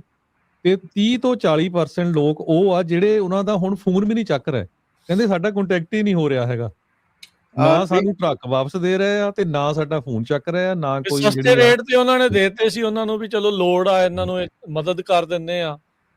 ਨਾਨ ਪ੍ਰੋਫਿਟ ਦੇ ਮੂੰਹ ਨੂੰ ਜਦੋਂ ਇਦਾਂ ਦਾ ਲੱਗੂਗਾ ਤੇ ਫਿਰ ਅਗਲੇ ਕੀ ਸੋਚਣਗੇ ਸਾਰਿਆਂ ਬਾਰੇ। ਕਿਉਂਕਿ ਬਹੁਤ ਵੱਡੀ ਐਪਲ ਕੰਪਨੀ ਨੇ ਉਹ ਨਾਨ ਪ੍ਰੋਫਿਟ ਨੂੰ ਜਿੱਦਾਂ ਫੰਡਿੰਗ ਦਿੱਤੀ ਸੀ ਵੀ ਅਸੀਂ ਜੀ ਵੀ ਚਲੋ ਜਿਹੜੀ ਮਿਨੋਰਟੀ ਗਰੁੱਪਸ ਆ ਜਾਂ ਹੋਰ ਇਕੱਲੇ ਪੰਜਾਬੀ ਨਹੀਂ ਹੋਰ ਵੀ ਵੀ ਉਹਨਾਂ ਦੀ ਸਪੋਰਟ ਕਰੋ ਬਿਜ਼ਨਸ ਸੈਟਅਪ ਕਰਨ ਲਈ। ਸੋ ਉਹ ਕਹਿੰਦੇ ਵੀ ਪਿਛਲੇ ਹੁਣ ਸਾਲਾਂ 'ਚ ਜਦੋਂ ਕੋਵਿਡ ਤੋਂ ਲੈ ਕੇ ਹੁਣ ਤਾਈਂ ਬੂਮ ਚੱਲ ਰਿਹਾ ਸੀ, ਹਨਾ, ਲੋਕ ਲੈ ਰਹੇ ਸੀ ਧੜਾ ਟਰੱਕ, ਤੇ ਹੁਣ ਆਹ ਸਿਚੁਏਸ਼ਨ ਆ। ਸੋ ਉਹ ਜਿਹੜੇ ਹੁਣ ਨਾ ਜਵਾਬ ਦੇ ਰਹੇ ਆ ਤੇ ਨਾ ਟਰੱਕ ਵਾਪਸ ਦੇ ਰਹੇ ਆ, ਤੇ ਉਹਨਾਂ ਦੇ ਰੈਕਟ ਤੇ ਕੀ ਅਸਰ ਪੈਣਾ ਤੇ ਤੁਹਾਡੀ ਜਿਹੜੀ ਕੰਪਨੀ ਆ ਕਿੱਦਾਂ ਹੈਲਪ ਕਰ ਸਕਦੀ ਹੈਗੀ ਆ? ਜੀ ਨਹੀਂ ਆਪਣਾ ਹਰਜੋਤ ਭਾਜੀ ਅੱਗੇ ਵੀ ਇੱਕ ਦੋ ਵਾਰੀ ਆਪਾਂ ਗੱਲ ਕੀਤੀ ਸੀ, ਮੈਂ ਰਮਨ ਭਾਜੀ ਨੇ ਸ਼ੇਅਰ ਵੀ ਕੀਤੇ ਹਨ ਡਾਕੂਮੈਂਟਸ, ਕਿ ਨਾ ਸਿਰਫ ਕਿ ਉਹ ਟਰੱਕ ਵਾਪਸ ਦੇ ਰਹੇ ਨੇ, ਕਈ ਵਾਰ ਉਹ ਅਗਲੇ ਨੂੰ ਰਨ ਅਰਾਊਂਡ ਵੀ ਦਿੰਦੇ ਨੇ ਕਿ ਹਾਂਜੀ ਉਹ ਫਲਾਣੇ ਥਾਂ ਪਹੁੰਚ ਜਾਓ ਟਰੱਕ ਲੈਣ, ਉੱਥੇ ਬੰਦਾ ਪਹੁੰਚਿਆ ਜੀ, ਉੱਥੇ ਫਿਰ ਉੱਥੇ ਪਹੁੰਚ ਜਾਓ। ਤੇ ਇੱਕ ਐਸੇ ਸਾਡੇ ਹੈਗੇ ਨੇ ਮਤਲਬ ਕਮਿਊਨਿਟੀ 'ਚ ਇੱਕ ਨਹੀਂ ਮਲਟੀਪਲ ਕੇਸਿਸ ਆਏ ਨੇ ਜਿਨ੍ਹਾਂ ਨੇ ਉਹਨਾਂ ਨੂੰ 2-4 ਮਹੀਨੇ ਤੱਕ ਭੱਜਣਾ ਪਹਾੜੀਆਂ ਨੇ, ਫਿਰ ਉਹਨਾਂ ਨੂੰ ਬੈਂਚ ਵਾਰੰਟ ਇਸ਼ੂ ਕਰਨੇ ਪਏ। ਨਹੀਂ ਤੇ ਕਦੇ ਵੀ ਡੈਟ ਦੇ ਵਿੱਚ ਇਦਾਂ ਦੇ ਅਰੈਸਟ ਵਾਰੰਟ ਜਾਂ ਬੈਂਚ ਵਾਰੰਟ ਇਸ਼ੂ ਨਹੀਂ ਕਦੇ ਅਜੇ ਤੱਕ ਨਹੀਂ ਹੋਏ। ਐਸੇ ਵੀ ਸਾਡੇ ਕਸਟਮਰ ਨੇ, ਮਤਲਬ ਚ ਕੋਈ ਹੁਣ ਮਾਣ ਵਾਲੀ ਗੱਲ ਤੇ ਹੈ ਨਹੀਂ, ਪਰ ਫਿਰ ਵੀ ਜਦੋਂ ਇੰਡੀਆ ਚਲੇ ਗਏ, ਇੰਡੀਆ ਤੋਂ ਆਏ ਤਾਂ ਉਹਨਾਂ ਨੇ 에ਅਰਪੋਰਟ ਤੇ ਅਰੈਸਟ ਕਰ ਲਿਆ। ਇਹ ਬਹੁਤ ਵੱਡੀ ਪ੍ਰੋਬਲਮ ਹੈ। ਔਰ ਅਸੀਂ ਮੇਨ ਸਟ੍ਰੀਮ 'ਚ ਵੀ ਕੰਮ ਕਰਦੇ ਹਾਂ, ਹਰ ਕਮਿਊਨਿਟੀ ਨਾਲ ਕਰਦੇ ਹਾਂ। ਇਹ ਸਿਰਫ ਪੰਜਾਬੀਆਂ ਦੀ ਇਸ਼ੂ ਨਹੀਂ, ਜਨਰਲੀ ਜਿਹੜਾ ਵੀ ਇਮੀਗ੍ਰੈਂਟ ਪਾਪੂਲੇਸ਼ਨ ਹੈ ਨਾ, ਉਹ ਥੋੜੀ ਜ਼ਿਆਦਾ ਇਸ ਲਾਅ ਨੂੰ ਥੋੜਾ ਈਜ਼ੀ ਲੈਂਦੀ ਹੈ। ਔਰ ਜਦੋਂ ਗੱਲ ਬਿਲਕੁਲ ਸਿਰੇ ਤੋਂ ਪਾਣੀ ਲੰਘ ਜਾਂਦਾ ਫਿਰ ਆਪਾਂ ਡਿਸਕ੍ਰਿਮੀਨੇਸ਼ਨ ਦਾ ਇਸ਼ੂ ਖੜਾ ਕਰ ਲੈਂਦੇ ਹਾਂ ਕਿ ਸਾਡੇ ਕਰਕੇ ਹੁੰਦਾ, ਪਰ ਆਪਣੀਆਂ ਆਦਤਾਂ ਵੀ ਬਹੁਤ ਜ਼ਿਆਦੀਆਂ ਨੇ, ਚ ਅਣਗਹਿਲੀ ਕਹਿ ਲਓ ਜਾਂ ਮਾੜੀਆਂ ਆਦਤਾਂ ਕਹਿ ਲਓ ਹੈਗੀਆਂ ਨੇ। ਸੋ ਇਹ ਜਿਹੜੀ ਸਿਚੁਏਸ਼ਨ ਹੁਣ ਜਿਹੜੀ ਬਣੀ ਪਈ ਆ, ਇਕਨੋਮਿਕ ਹਾਲਾਤ, ਇਹ ਕਰਜ਼ੇ ਜਿਹੜੇ ਉਹ ਚੜੇ ਪਏ ਆ। ਸੋ ਕਿਵੇਂ ਤੁਸੀਂ ਕਿੱਦਾਂ ਹੈਲਪ ਕਰ ਸਕਦੇ ਵੀ ਜਿਹੜਾ ਕੋਈ ਚਾਹੁੰਦਾ ਵੀ ਹਾਂ ਮੈਂ ਇਵੈਂਚੁਅਲੀ ਲੀਹ ਦੇ ਉੱਤੇ ਆਉਣਾ ਆ, so I can go through ਵੀ ਪ੍ਰੋਸੈਸ ਕੀ ਆ, ਵੀ ਕਿੱਦਾਂ ਤੁਸੀਂ ਹੈਲਪ ਕਰ ਸਕਦੇ? ਜੀ ਬਿਲਕੁਲ, ਜੇ ਆਪਾਂ ਸਿਰਫ ਕ੍ਰੈਡਿਟ ਕਾਰਡ ਦੇ ਡੈਟ ਦੀ ਗੱਲ ਕਰ ਲਈਏ, $1.28 ਟ੍ਰਿਲੀਅਨ ਡੈਟ ਹੈ ਇਸ ਟਾਈਮ, ਜਿਹੜਾ ਹਿਸਟੋਰਿਕ ਇਨ ਹਿਸਟਰੀ ਹੈਗਾ। ਆਫ ਕੋਰਸ ਪਹਿਲਾਂ ਇੰਨਾ ਜ਼ਿਆਦਾ ਕ੍ਰੈਡਿਟ ਦੀ ਅਵੇਲੇਬਿਲਿਟੀ ਵੀ ਇੰਨੀ, ਹੁਣ ਜ਼ਿਆਦਾ ਅਵੇਲੇਬਿਲਿਟੀ ਕਰਕੇ ਕ੍ਰੈਡਿਟ ਕਾਰਡ ਡੈਟ ਵੀ ਜ਼ਿਆਦਾ। ਤੋ through out country I think ਜਿੰਨਾ ਵੀ ਆਪਣੀ ਜਿਹਦਾ ਵੀ ਕ੍ਰੈਡਿਟ ਕਾਰਡ ਡੈਟ ਹੈ 10,000 20,000 ਤੋਂ ਵੱਧ ਹੈ। ਔਰ ਈਵਨ ਗੱਡੀਆਂ ਜਿਹੜੇ ਬਹੁਤ ਵੱਡਾ ਇਸ਼ੂ ਆ ਰਿਹਾ, ਜਿਹੜੇ ਹੁਣ ਕਾਲਾਂ ਅਵੋਇਡ ਕਰ ਰਹੇ ਨੇ, ਟਰੱਕਿੰਗ ਦੀ ਅਵੋਇਡ ਕਰ ਰਹੇ ਨੇ। ਆਈ ਥਿੰਕ ਇਹ ਸ਼ਾਰਟ ਟਰਮ ਸੋਲਿਊਸ਼ਨ ਹੈ ਕਿ ਤੁਸੀਂ ਅੱਖਾਂ ਮੀਟ ਕੇ ਕਿੰਨਾ ਚਿਰ ਬਾਜੋਗੇ, ਇਵੈਂਚੁਅਲੀ ਉਹਨਾਂ ਨੇ ਤੁਹਾਨੂੰ ਕੈਚ ਅਪ ਕਰਨਾ ਹੀ ਹੈ। ਤੇ ਇਸ ਤੋਂ ਬੈਟਰ ਹੈ ਕਿ ਤੁਸੀਂ ਭਾਵੇਂ ਇਕਵਿਪਮੈਂਟ ਦਾ ਲੋਨ ਲਿਆ, ਭਾਵੇਂ ਕੁਝ ਵੀ ਹੈਗਾ, ਉਹਨਾਂ ਨਾਲ ਪ੍ਰੋਪਰਲੀ ਗੱਲ ਕਰ ਲਓ। ਜੇ ਨਹੀਂ ਗੱਲ ਕਰ ਸਕਦੇ ਤੁਸੀਂ ਸਾਡੇ ਨਾਲ ਗੱਲ ਕਰ ਲਓ, we can talk on your behalf, ਕਿਉਂਕਿ ਅਸੀਂ ਅਟਰਨੀ ਇਨਵੋਲਵ ਕਰਕੇ ਤੇ ਅਟਰਨੀ ਦੇ ਬਿਹਾਫ ਤੇ ਸੈਟਲਮੈਂਟ ਲੈ ਦਾਂਗੇ। Or not always but generally in certain cases ਤੁਹਾਨੂੰ ਇਕਵਿਪਮੈਂਟ ਵੀ ਛੱਡ ਦਿੰਦੇ ਔਰ ਉਹਦੇ ਵਿੱਚ ਵੀ ਸੈਟਲ ਕਰ ਲੈਂਦੇ ਨੇ। ਆਫ ਕੋਰਸ ਜੇ ਤੁਹਾਨੂੰ ਇਕਵਿਪਮੈਂਟ ਰੱਖਣਾ ਤਾਂ ਸੈਟਲਮੈਂਟ ਉਨੀ ਬੈਟਰ ਨਹੀਂ ਮਿਲਦੀ, ਪਰ ਇਨ ਜਨਰਲ ਬਾਕੀ ਜੇ ਆਪਾਂ ਸਾਰੇ ਗੱਲ ਕਰੀਏ ਕ੍ਰੈਡਿਟ ਕਾਰਡ ਦੀ ਡੈਟ ਦੀ ਜਾਂ ਇਕਵਿਪਮੈਂਟ ਦੇ ਡੈਟ ਦੀ, ਜਾਂ ਕੋਈ ਗੱਡੀ ਤੁਹਾਡੀ ਰੀਪੋ ਹੋ ਗਈ ਹੈ, ਜਾਂ ਕੋਈ ਬਿਜ਼ਨਸ ਲੋਨਸ ਨੇ, ਕੁਝ ਵੀ ਹੈਗਾ, ਅਪ ਟੂ ਅੱਧੇ ਤੋਂ ਵੱਧ ਪੈਸੇ ਤੁਹਾਡੇ ਬਚ ਜਾਂਦੇ ਨੇ। ਬਾਕੀ ਰਿਮੇਨਿੰਗ ਦੇ ਤੁਸੀਂ ਆਸਾਨ ਕਿਸ਼ਤਾਂ ਬਣਾ ਸਕਦੇ ਹੋ। ਸੋ ਇਹਦੇ ਬਾਰੇ ਕੋਈ ਜ਼ਿਆਦਾ ਜਾਣਕਾਰੀ ਲੈਣੀ ਤਾਂ ਤੁਸੀਂ ਨੰਬਰ ਮੈਂ ਦੱਸ ਦੇਣਾ, 888 888 9914 8888889914 ਤੇ ਸਾਡੀ ਵੈਬਸਾਈਟ ਹੈਗੀ ਹੈ ura.org। ਜੀ ਰਮਨ ਜੀ, ਨਿਰਮਲ ਜੀ, ਜੀ ਰਮਨ ਜੀ ਪੁੱਛੋ ਜੀ। ਰਾਜਕੁਮਾਰ, ਬੇਸਿਕਲੀ ਗੱਲ ਇਹੋ ਹੀ ਆ ਕਿ ਜੇ ਕੋਈ ਪ੍ਰੋਬਲਮ ਹੈਗੀ ਆ ਤੇ ਪ੍ਰੋਬਲਮ ਨੂੰ ਸੋਲਵ ਕਰਨਾ ਹੀ ਇੱਕ ਉਚਿਤ ਹੁੰਦੀ ਆ, ਸੋਲੂਸ਼ਨ ਆ। ਸੋ ਜੇ ਡੈਟ ਦਾ ਹਮੇਸ਼ਾ ਇਹੋ ਹੀ ਹੁੰਦੀ ਆ ਕਿ ਜਿੰਨੀ ਜਲਦੀ ਇਹਨੂੰ ਤੁਸੀਂ ਸੈਟਲ ਕਰ ਲਓਗੇ, ਜਿੰਨੀ ਜਲਦੀ ਉਹਦੀਆਂ ਪੇਮੈਂਟਸ ਬਣਾ ਲਓਗੇ, ਪੇਮੈਂਟਸ ਕਰ ਦਿਓਗੇ, ਜਿੰਨੀ ਜਲਦੀ ਉਹ ਸਾਰਾ ਕੁਝ ਕਲੀਨ ਅਪ ਹੋਊਗਾ, ਉਨੀ ਜਲਦੀ ਦੁਬਾਰਾ ਸ਼ੁਰੂ ਕਰ ਸਕਦੇ ਆ। ਸੋ ਇਹਦਾ ਕੋਈ ਅਗੇਨ ਆਪਾਂ ਕਈ ਵਾਰੀ ਇਹ ਗੱਲ ਕਈ ਵੀ ਅੱਗੇ ਵੀ ਜਿਹੜਾ ਕੰਟਰੀ ਹੈਗਾ ਬੜਾ ਫੋਰਗਿਵਿੰਗ ਹੈਗਾ। ਇਸ ਕੰਟਰੀ ਦੇ ਵਿੱਚ ਇਸ ਕੰਮਾਂ ਦੇ ਵਿੱਚ ਬਹੁਤ ਲੋਕੀ ਜਿਹੜੇ ਬਿਜ਼ਨਸ ਦੇ ਵਿੱਚ ਕਈ ਵਾਰੀ ਫੇਲ ਹੁੰਦੇ ਆ, ਇੱਥੇ ਕਈ ਵਾਰੀ ਫੇਰ ਦੁਬਾਰਾ, ਅਸੀਂ ਖੁਦ ਕਈ ਵਾਰੀ ਫੇਲ ਹੋਏ, ਕਈ ਵਾਰੀ ਉੱਠੇ ਆ। ਔਰ ਇਸ ਕੰਟਰੀ ਦੀ ਇਹੋ ਹੀ ਖਾਸੀਅਤ ਹੈ ਕਿ ਜੇ ਤੁਸੀਂ ਆਪਣਾ ਕਸੂਰ ਮੰਨ ਕੇ ਦੁਬਾਰਾ ਤੋਂ ਸ਼ੁਰੂ ਕਰਕੇ ਆਪਣਾ ਸਾਰਾ ਕੁਝ ਕਲੀਨ ਅਪ ਕਰਕੇ ਦੁਬਾਰਾ ਸ਼ੁਰੂ ਕਰਦੇ ਆ ਤੇ ਤੁਹਾਨੂੰ ਕੋਈ ਟਾਈਮ ਤਾਂ ਲੱਗਣਾ ਹੀ ਆ, ਪਰ ਇਹ ਆ ਵੀ ਚੋਰੀ ਭੱਜਦੇ ਰਹਿਣ ਨਾਲੋਂ ਚੰਗਾ ਆ ਵੀ ਸਾਹਮਣੇ ਬੈਠ ਕੇ ਗੱਲ ਕਰਕੇ ਤੇ ਇਹਨੂੰ ਕਲੀਨ ਅਪ ਕਰੋ। ਦੈਟਸ ਇਟ ਜੀ। ਬਿਲਕੁਲ ਨਹੀਂ, ਇਹ ਜਿਹੜਾ ਜ਼ਰੂਰੀ ਕੰਮ ਆ ਜੀ। ਜਿਹੜੇ ਰਮਨ ਭਾਜੀ ਨੇ ਗੱਲ ਕੀਤੀ, ਮੈਂ ਕਿਹਾ ਰਮਨ ਭਾਜੀ back me up on this, ਕਿ ਆਪਣਾ ਕੀ ਹੁੰਦਾ ਸੀ ਪਹਿਲਾਂ ਨਾ, ਅੱਜ ਤੋਂ 5-10 ਸਾਲ ਪਹਿਲਾਂ, ਕਿ ਚਲੋ ਜੀ ਇੱਕ ਹਸਬੈਂਡ ਨੇ ਆਪਣੇ ਨਾਂ ਤੇ ਕੰਪਨੀ ਖੋਲੀ, ਬੰਦ ਕਰਕੇ ਫਿਰ ਵਾਈਫ ਦੇ ਨਾਂ ਤੇ ਖੋਲ ਲਈ, ਸਾਰੇ ਇਕਵਿਪਮੈਂਟ ਉਹਦੇ ਟ੍ਰਾਂਸਫਰ ਕਰ ਲਏ, ਫਿਰ ਸੱਸ ਦੇ ਨਾਂ ਤੇ ਖੋਲ ਲਈ, ਫਿਰ ਸਹੁਰੇ ਦੇ ਨਾਂ ਤੇ। ਉਹ ਜਿੰਨੇ ਵੀ ਮੈਂਬਰ ਹਨ, ਜਿੰਨਾ ਚਿਰ ਪੂਰਾ ਉਹ ਰੀਸਾਈਕਲ ਨਹੀਂ ਹੋ ਜਾਂਦੇ, ਪਹਿਲੇ ਤਾਂ ਇਹਦਾ ਹੀ ਕੰਮ ਚੱਲਦਾ ਰਹਿੰਦਾ ਸੀ। ਸੋ ਅਨਫੋਰਚੂਨੇਟਲੀ ਫੋਰਚੂਨੇਟਲੀ ਲਾ ਲਓ, ਜਿੱਦਾਂ ਵੀ ਹੁਣ ਜਿੱਦਾਂ ਹਾਈਵੇ ਵਰਗੀ ਐਪਸ ਆ ਗਈਆਂ ਨੇ, ਔਰ ਰਮਨ ਭਾਜੀ ਦੀ ਉਹਨਾਂ ਨਾਲ ਗੱਲ ਵੀ ਹੁੰਦੀ ਰਹਿੰਦੀ ਹੈ, ਇਹਨਾਂ ਦੇ ਸੀਏ ਨਾਲ ਵੀ ਗੱਲ ਹੋਈ, ਮੈਂ ਇਹਨਾਂ ਨਾਲ ਆਫਲਾਈਨ ਵੀ ਗੱਲ ਕਰ ਰਿਹਾ ਹਾਂ। ਤਾਂ ਤੁਹਾਨੂੰ ਮਤਲਬ ਆਈ ਥਿੰਕ ਹੁਣ ਆਲਮੋਸਟ ਰਮਨ ਭਾਜੀ ਆਲਮੋਸਟ ਇੰਪੋਸੀਬਲ ਹੀ ਹੈ ਕਿ ਤੁਹਾਨੂੰ ਕੰਪਨੀ ਖੋਲ ਕੇ ਉਸੇ ਚੀਜ਼ਾਂ ਨਾਲ ਨਵੀਂ ਕੰਪਨੀ ਚਲਾਉਣੀ। ਕੀ ਤੁਹਾਡਾ? ਆਈ ਡੋਂਟ ਥਿੰਕ ਸੋ ਕਿ ਹੁਣ ਇਹ ਆਉਣ ਵਾਲੇ ਸਮੇਂ ਦੇ ਵਿੱਚ ਇਹ ਫਿਜ਼ੀਬਿਲਿਟੀ ਰਹਿ ਜਾਣੀ ਆ, ਕਿਉਂਕਿ ਹੁਣ ਐਡਰੈਸ ਤੁਹਾਡਾ, IP address, phone number, social, everything is attach, ਹੈ ਨਾ। ਤੇ ਜਿਹੜੇ ਤੁਹਾਡੀ ਕੰਪਨੀ ਉਹਦੇ ਨਾਲ ਤੁਹਾਡੇ ਵਿਨ ਨੰਬਰਸ ਸਾਰਾ ਕੁਝ ਅਟੈਚ ਹੋ ਜਾਂਦਾ ਆ। So I don't think so ਕਿ ਆਉਣ ਵਾਲੇ ਸਮੇਂ ਦੇ ਵਿੱਚ ਉਹ ਆਪਸ਼ਨ ਸਾਡੇ ਕੋਲ ਰਹਿ ਜਾਣੀ ਆ ਕਿ ਮਲਟੀਪਲ। ਹੁਣ ਇਸੇ ਕਰਕੇ ਕਈ ਲੋਕੀ ਹੈਗੇ ਜਿਹੜੇ ਕੰਪਨੀਜ਼ ਬਾਏ ਐਂਡ ਸੈਲ ਦੇ ਵਿੱਚ ਪਏ ਹੋਏ ਆ, ਕਈ ਕੰਪਨੀਆਂ ਮਲਟੀਪਲ ਕੰਪਨੀਆਂ ਖੋਲ ਕੇ ਚਲਾ ਰਹੇ ਆ।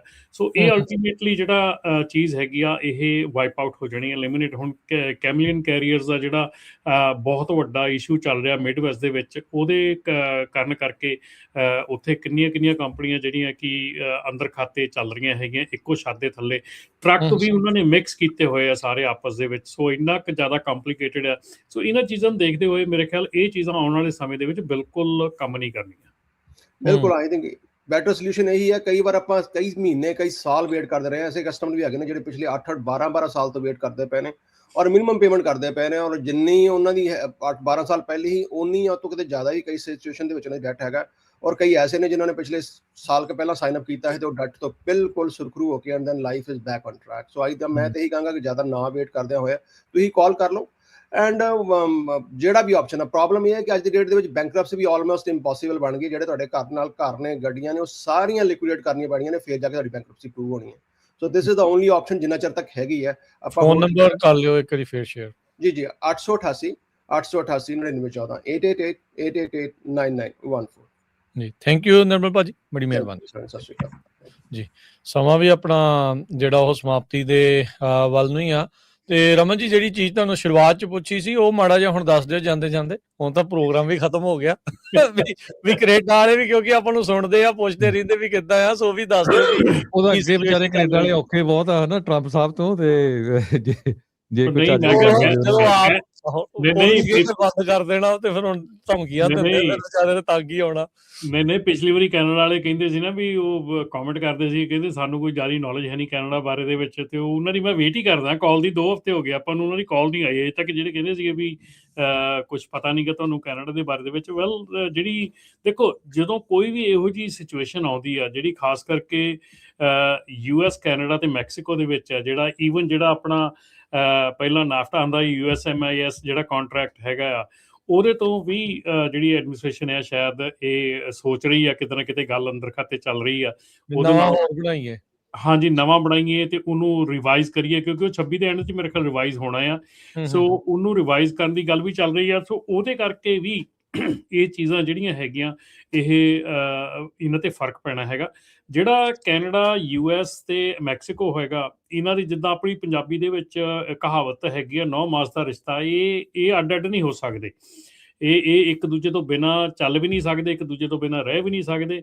ਇਹ ਤਿੰਨ ਜਿਹੜੇ ਆ ਇਹ ਇਹਨਾਂ ਦੀ ਆਪਸੀ ਜਿਹੜੀ ਤਾਲਮੇਲ ਆ, ਆਪਸੀ ਜਿਹੜੀ ਇਕੱਤਰਤਾ ਆ, ਆਪਸੀ ਜਿਹੜੀ ਇਕੱਠ ਆ, ਉਹਨੂੰ ਇਹਨਾਂ ਨੂੰ ਰੱਖਣਾ ਹੀ ਪੈਣਾ ਆ ਟੂ ਸਰਵਾਈਵ। ਇਹ ਨਹੀਂਗਾ ਕਿ ਕੈਨੇਡਾ ਅਮਰੀਕਾ ਤੋਂ ਬਿਨਾਂ ਸਰਵਾਈਵ ਕਰ ਜੂ ਜਾਂ ਅਮਰੀਕਾ ਕੈਨੇਡਾ ਤੋਂ ਬਿਨਾਂ।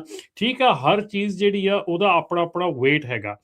ਠੀਕ ਆ, ਕਿਸੇ ਦਾ ਵੱਧ ਵੇਟ ਆ, ਕਿਸੇ ਦਾ ਘੱਟ ਆ, ਪਰ ਜ਼ਰੂਰਤ ਸਾਰਿਆਂ ਦੀ ਹੈ।